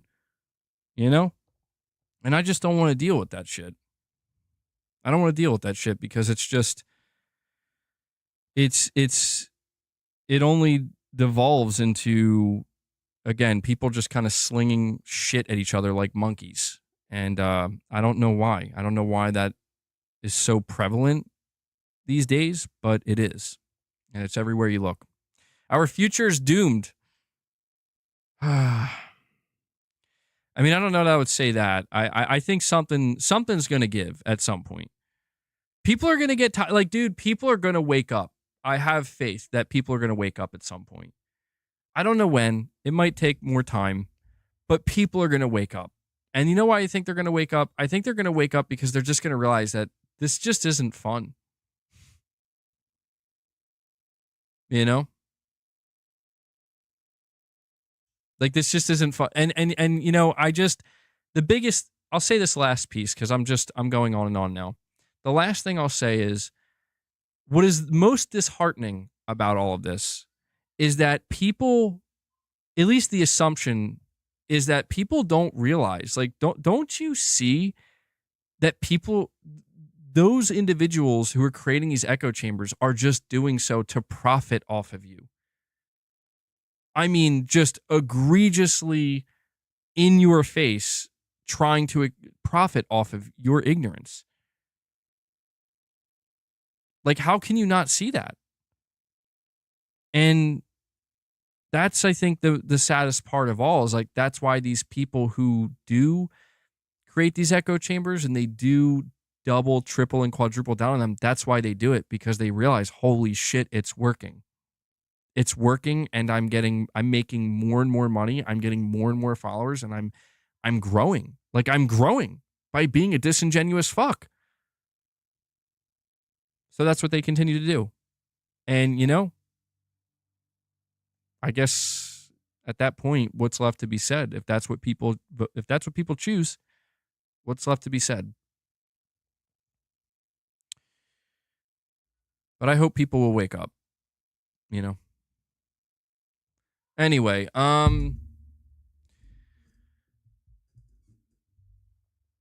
yeah, I know, MRPD. It slipped. I gotta stop. It's just sometimes when I get frustrated, man, I really don't mean to use that word. It slips sometimes.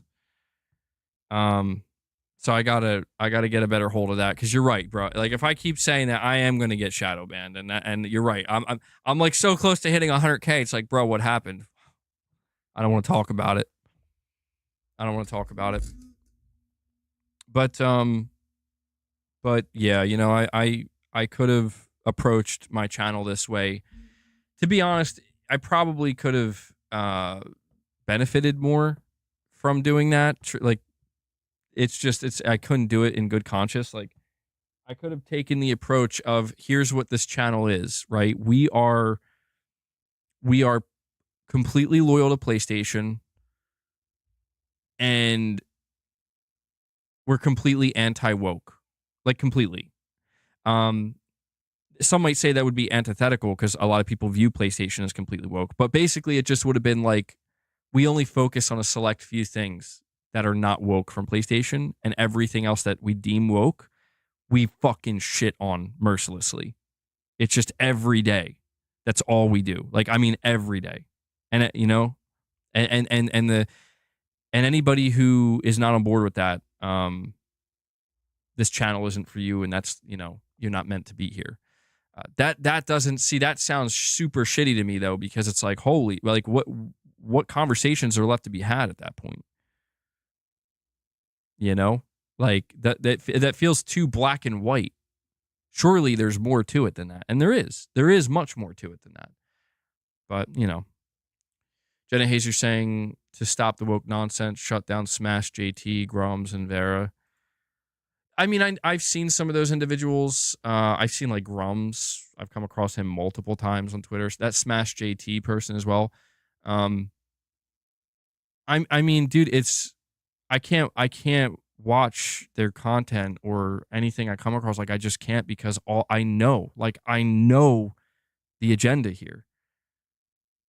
I know what it is. And I get it. I do. Like, I understand that it's like, you're on your crusade.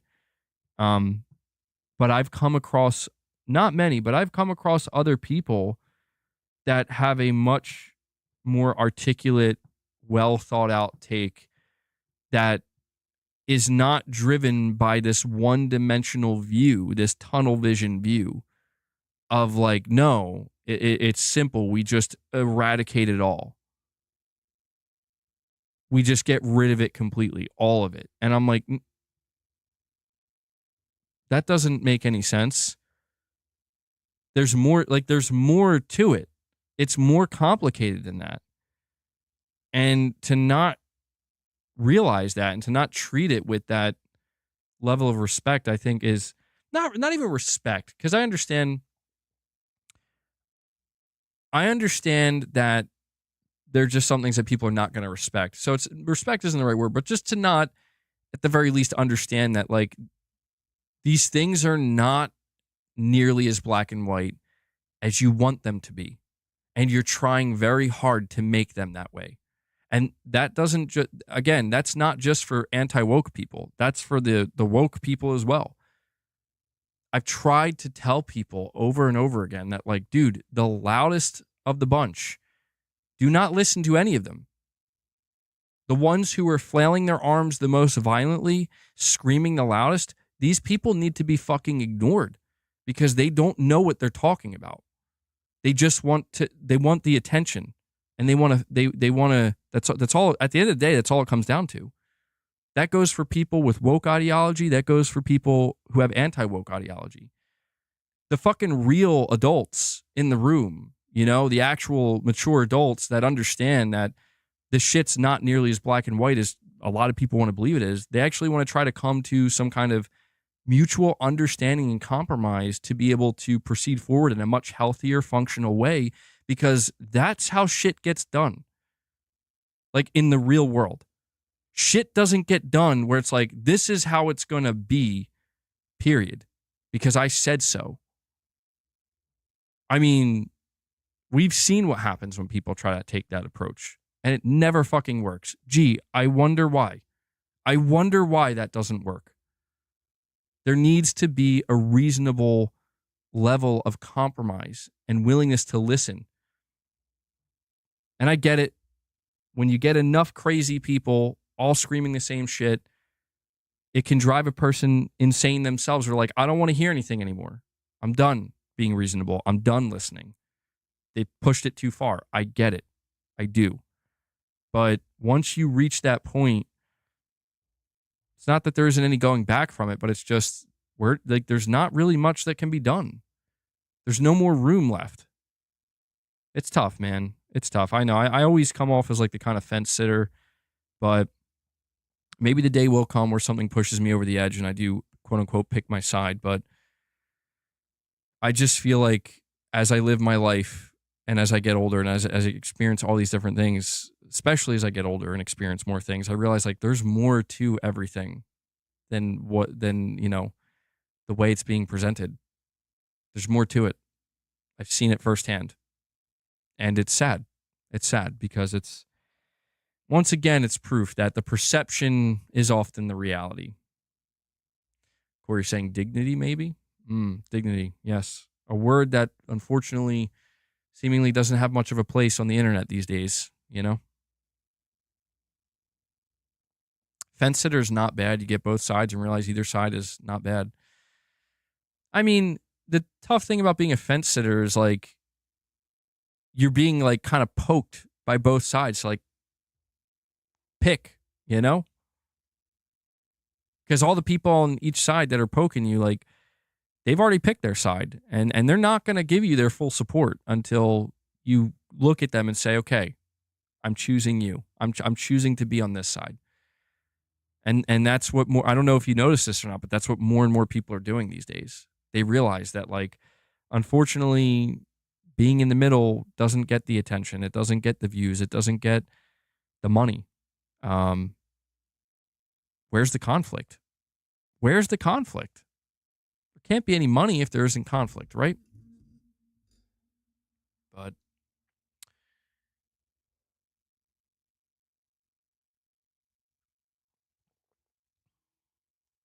we'll see what ends up happening, man. I mean, I at the end of the day, I tend to lean more so on,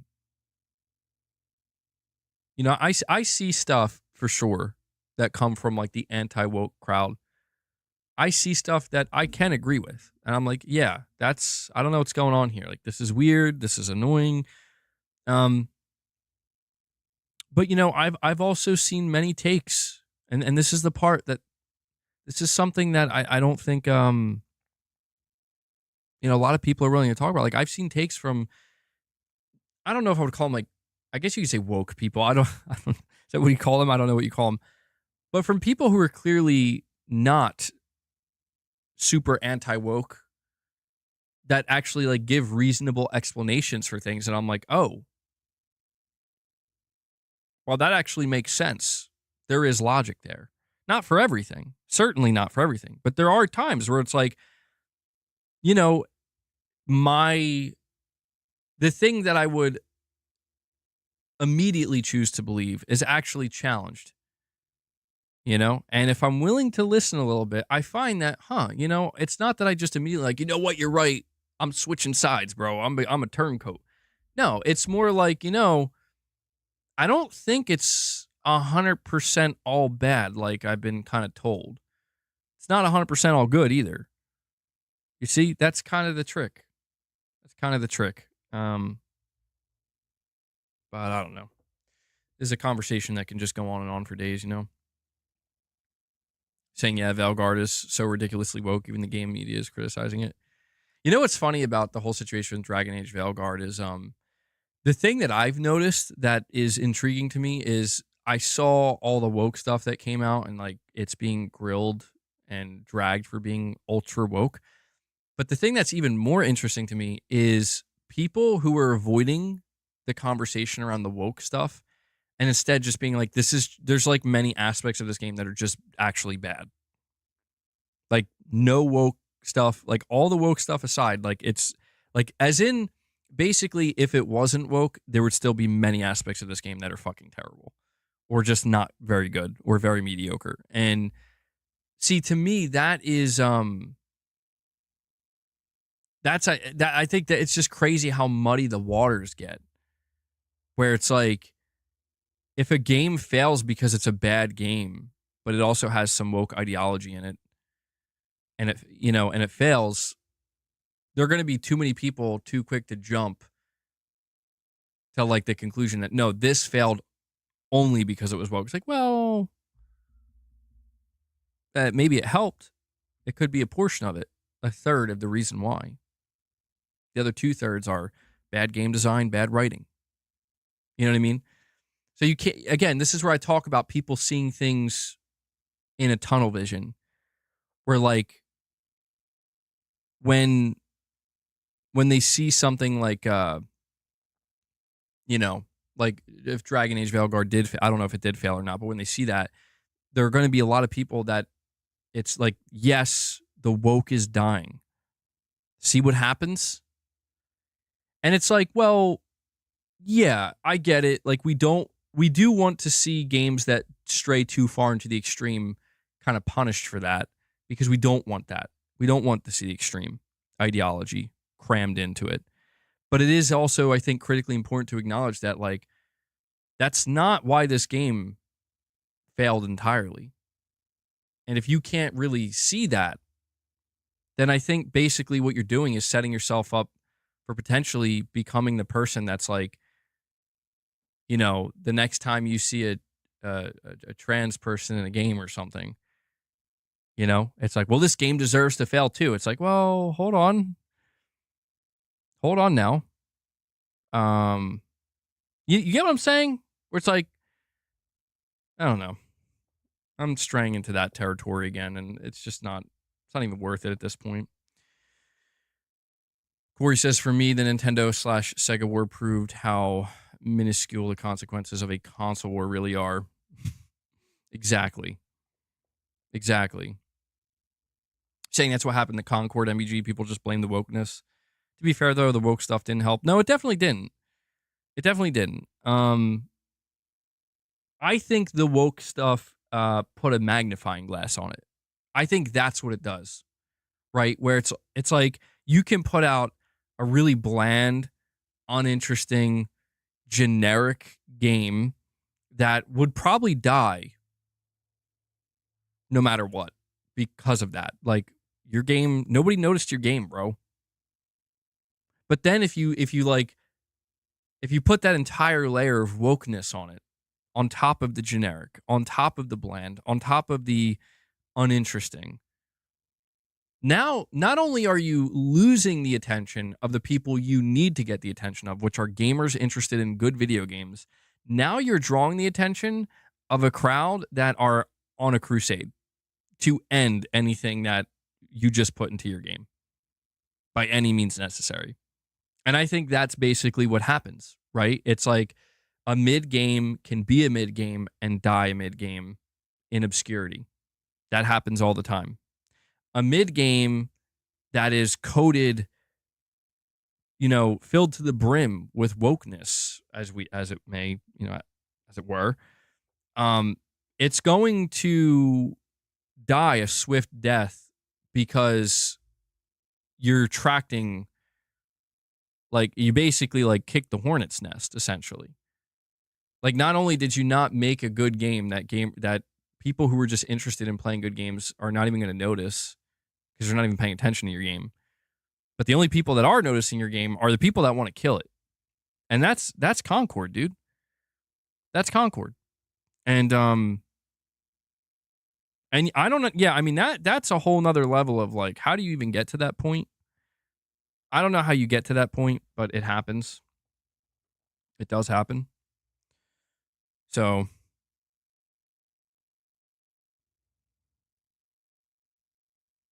I'm Aoto. You're saying at the end of the day, I feel like people should just play and do what makes them happy. Mind your own business. That's how you get peace of mind. Yeah.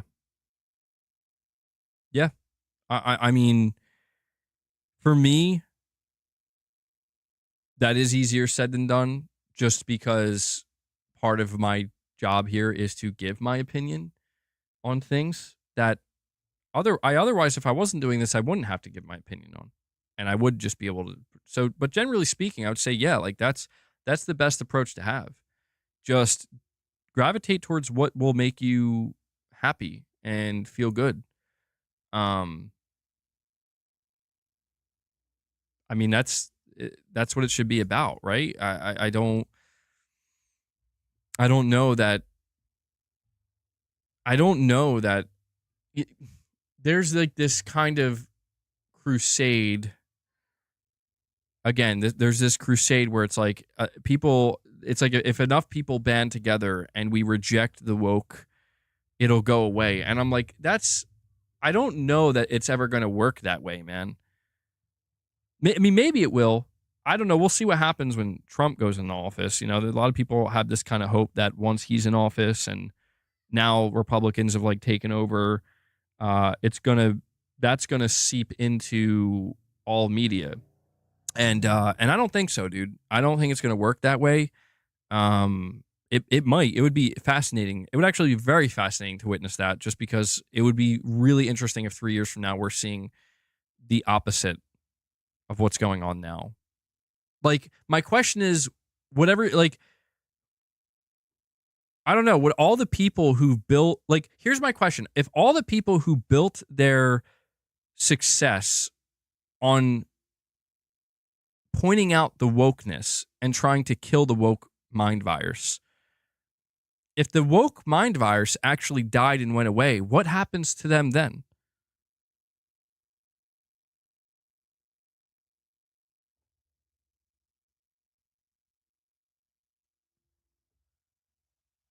I mean, it's just a serious, like, I don't know, like, what happens then? What do you talk about on your channel then? Like, what do you cover? Where's the spicy drama going to come from then? They'll find something else to complain about. Yeah, I mean, I guess that's true, right? They'll become political channels. Yeah. And I try to be wary of that type of stuff because, like, you think they'll walk off into the sunset? Something tells me that won't happen. You would hope. People have spent years changing the original meaning of woke. Yeah, there's that too. Yeah, I don't know, man. It's most of it's just fucking brain rot at this point, to be honest. Like, let's just be real. Like 90% of it's just brain rot, dude. Where it's like people at some point just have to admit they're not really interested in video games. They're not really interested in this shit. They're here for the attention. They're here to be part of a group and to rally around something that they can that they can take their frustration and anger out on. Like, more people need to be willing to fucking admit that, because that's what it is. That's the hive mind. That's the echo chamber. And I'm not even saying it's the worst thing in the world. It can be damaging for sure. But at the very least, you want to talk about, the word dignity, at least have enough dignity to fucking call it what it is and admit what you're doing. At least do that. And that goes for the people on the other side as well that are like, you don't fucking care about games. You just care about pushing your fucking ideology. That's all you care about. Just admit it. And some of them do. That's the sad part, is that some of them do, and them admitting it is not what makes it sad, but the reality that we're shown is what's sad, is that, and there it is. You don't fucking care. Like, you don't actually care about this thing that you're involved deeply with. That's not why you're here. And that's why I feel like the solution is the people who are not here for the actual thing they should be here for, they got to go somewhere else, bro. Like, that's all it is, man. They got to go somewhere else. And that goes for both sides, because it's getting too crowded and it's getting too difficult to wade through it all at this point. No one has played Yote, but it's already woke. Yeah, we've talked extensively about that. Again, I understand, like, people are I can respect a person that's honest about it and is like, listen, I have a problem with left-leaning political activists. I don't like left-leaning political activists. It goes against my beliefs. Okay, that's fine. That's totally fine. The actress who's playing the main character in this game, she's a left-leaning political activist. Therefore, I will not spend money on a game or play a game that goes against my beliefs. Fine. Like, to me, that's totally fine. Like, there's nothing. I don't know that I would call that person crazy as much as I would just say they are convicted. They have convicted beliefs. But if that person were to be like, and now I'm going to go on a crusade where I'm going to convince everybody else that they should not do this thing or partake in this thing or buy this product or support this product because of my belief. That's where I'm like, whoa, bro. Like, can we just like leave it at you're not going to buy the game and play it for your own reasons and then just let the people who are interested in seeing more of the game and playing the video game, can we just let that be? Can we give it time at least? Like, those are the people that I'm talking about. It's like there's no reasoning with them, dude. There's no reasoning. And I'm not a fan of that because I feel like that ruins too many things too quickly right out of the gate. Or like it's soiled already. It's like, is it though? Like, do we like really like? Can we just see? You know, it's like, sure, if it is soiled and it is fucking terrible and it is a joke, then let's go. Yeah, then let's go. Then let's knock on Sucker Punch's door and be like, bro, what the fuck? You know?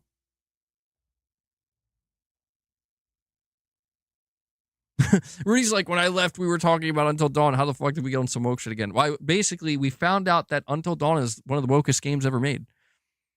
I'm just kidding, Rudy. Dude, Rudy's like, oh my God, bro. Holy shit. No way. I was gone for like an hour, man. I'm just kidding. That's no.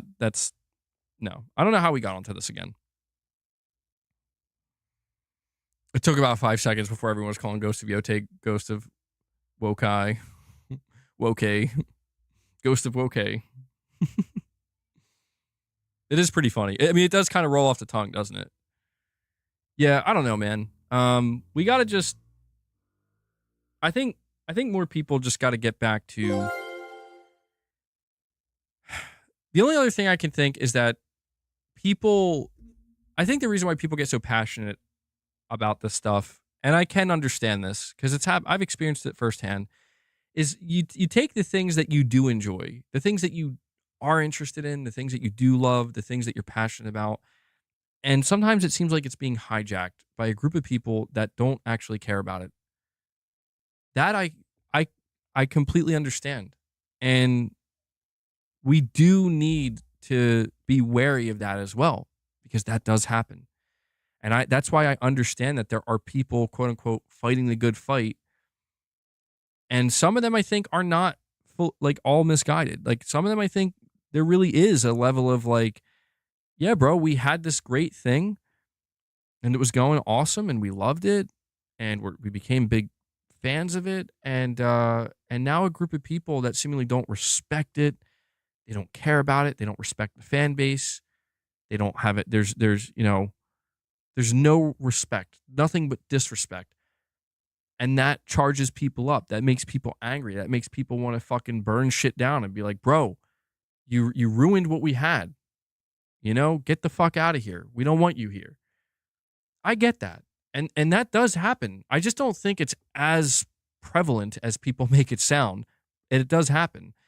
And I think because it has happened a few times, it gets people kind of even more shooken up because they're like, oh shit, how is it? I think like Star Wars is like the biggest example, right? Like if it can happen to Star Wars, it can happen to anything. And I think that's kind of the realization that people have is like nothing's safe. And we do need to be wary of that. But I don't know, man. Maybe I am naive in believing this, but I just tend to believe that like, listen, man, I don't know that it needs like that everything that some of these people are bringing to the table. I don't think it's all bad. I don't think all of it's bad. I just think that a lot of it is misguided. Some of it is bad, certainly. Like some of it is just objectively bad. Like some people just don't belong here, flat out. Like sometimes you do got to get a little bit mean, a little bit rude, and be like, you don't fucking belong here. You got to go because you're here for the wrong reasons. Get out. That does happen, and I think that does exist. And I think, unfortunately, in the video game industry, among other industries, the industries themselves have become too tolerant of that, of like the revelation that a couple people here, they don't give a shit about this. They're not here for any reason other than they're trying to push a political agenda aggressively. I think these companies have become too tolerant of that and not realizing that that is going to hurt your product at the end of the day, because what are you doing again? Hold on. Let's wait for it. Oh, you're making video games. You're making an entertainment product. You know, like these people belong on political commentary channels. Sarf London Geezer, you're saying, remember when the so-called left went after Harry Potter, the Harry Potter game, and it didn't have trans represented and what J.K. Rowling stands for, so it works both ways. It does. It does work both ways. I mean, I saw recently that HBO is standing by J.K. Rowling, which is really interesting to see because it's like, dude, there are people like I saw this post from J.K. Rowling. I don't follow her, but she like it popped up on the recommended or whatever on Twitter, and she put so basically somebody on Twitter like issued her a death threat saying like, will somebody please murder this bitch? Like that's what they said. Like they quote tweeted J.K. Rowling's post, and that's what they said. And she took this person's post, put it up on her. She posted it on her Twitter. And I don't know how many, I think she's got like millions of followers, dude. And she fucking tore this person a new one and straight up said like, I'm not dealing with this shit anymore. Like if you give me a death threat, I'm putting your name out there. Fully. Like you're on fucking blast. And I'm like, yeah. Can't blame her. Can't fucking blame her. You know? Like and that's where I think people reveal their insanity. It's like, dude, you can despise J.K. Rowling all you want. She doesn't deserve that. And if you think she does, hate to break it to you, you're part of the fucking problem. But it goes the other way too. It goes the other way too. You know, it's not like there are absolutely people who are pro-trans and stuff that do get death threats as well.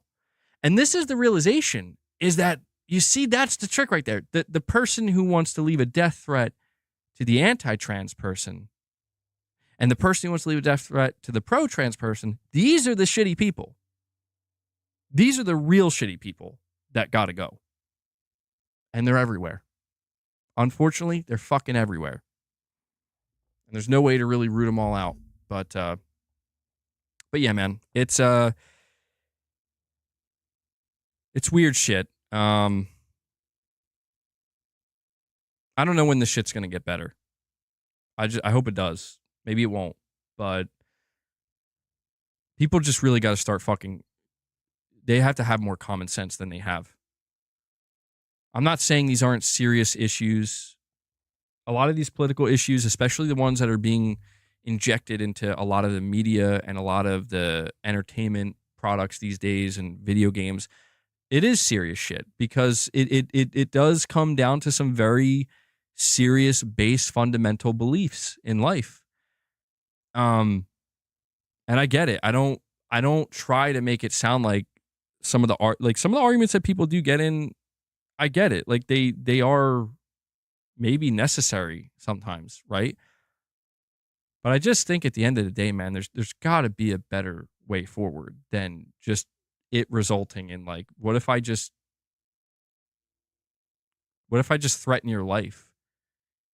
It's like, really? Like, I thought we were past this shit, but I guess not.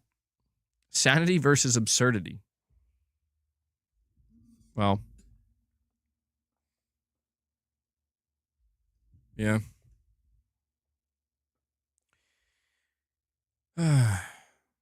Tisk tisk.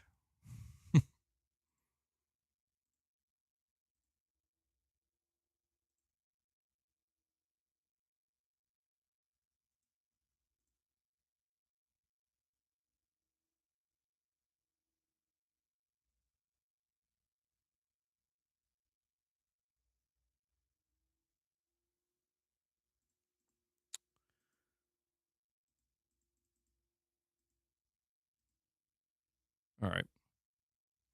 I think I've been streaming way. Oh shit. Yeah, I'm at like the 3.5 hour mark, dude. What my lighting is like fucked. Do you see what's going on with my lighting here? This is the weirdest lighting ever. The sun's like shining over here. It's all dark and hazy. I don't know what's going on.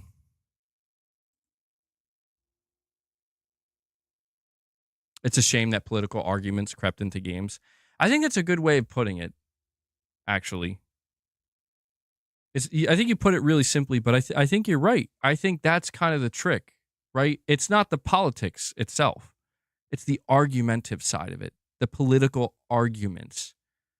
I think you're right. I think that's where shit has become, because maybe the political arguments that we're talking about, they don't necessarily, they're not always like presented as literal arguments, but there's this energy behind it. There's this feeling behind it where you could tell it's very charged. It's very charged. And you could tell like it comes from a place of aggression and a place of we could say conviction, but I don't know, man, people pick up on it, dude. People have picked up on it, and people are tired of it, where they're like, we don't want the fucking preaching. We don't want the political arguments being injected. We don't want the person who got into a fucking political argument with somebody on Twitter and it lives rent free in their head. Now they're going to fucking find a way to weave that into their game. No, we don't want that shit. The brain rot is creeping in to the shit that we're trying to enjoy. The shit that's supposed to get us away from the brain rot. Anyway, guys, I think this will be a good place to wrap the stream up. Definitely went on for longer than I wanted to, but guys, I hope you did enjoy the stream. Yes, we'll end it with a skibbity. Absolutely. I hope you enjoyed the stream. I appreciate everybody tuning in. I'm sorry for how weird my lighting looks right now. I can't really do much about it. Want to give a shout out to everybody who dropped support today. We hit 27 members, which is great to see. Solid amount of super chats. Really appreciate that. I also want to give a shout out to Devil Shooter, who does the timestamps for the streams. Devil Shooter, thank you so much, man. I know probably it's been a little rough for you lately, so glad to hear everything's good with Bo. And thank you for always doing the timestamps as best you can for the content, man. And yeah, guys, that's going to do it. I do hope you enjoy the rest of your Sunday. We'll see what the upcoming week brings. I know that Thanksgiving is coming up. Maybe we'll do another Thanksgiving stream. We did a Thanksgiving stream last year. It was a late one. It was actually really fun. We had a good time. That stream went really well. It's really chill, really relaxed. Maybe we'll do something like that again on Thursday.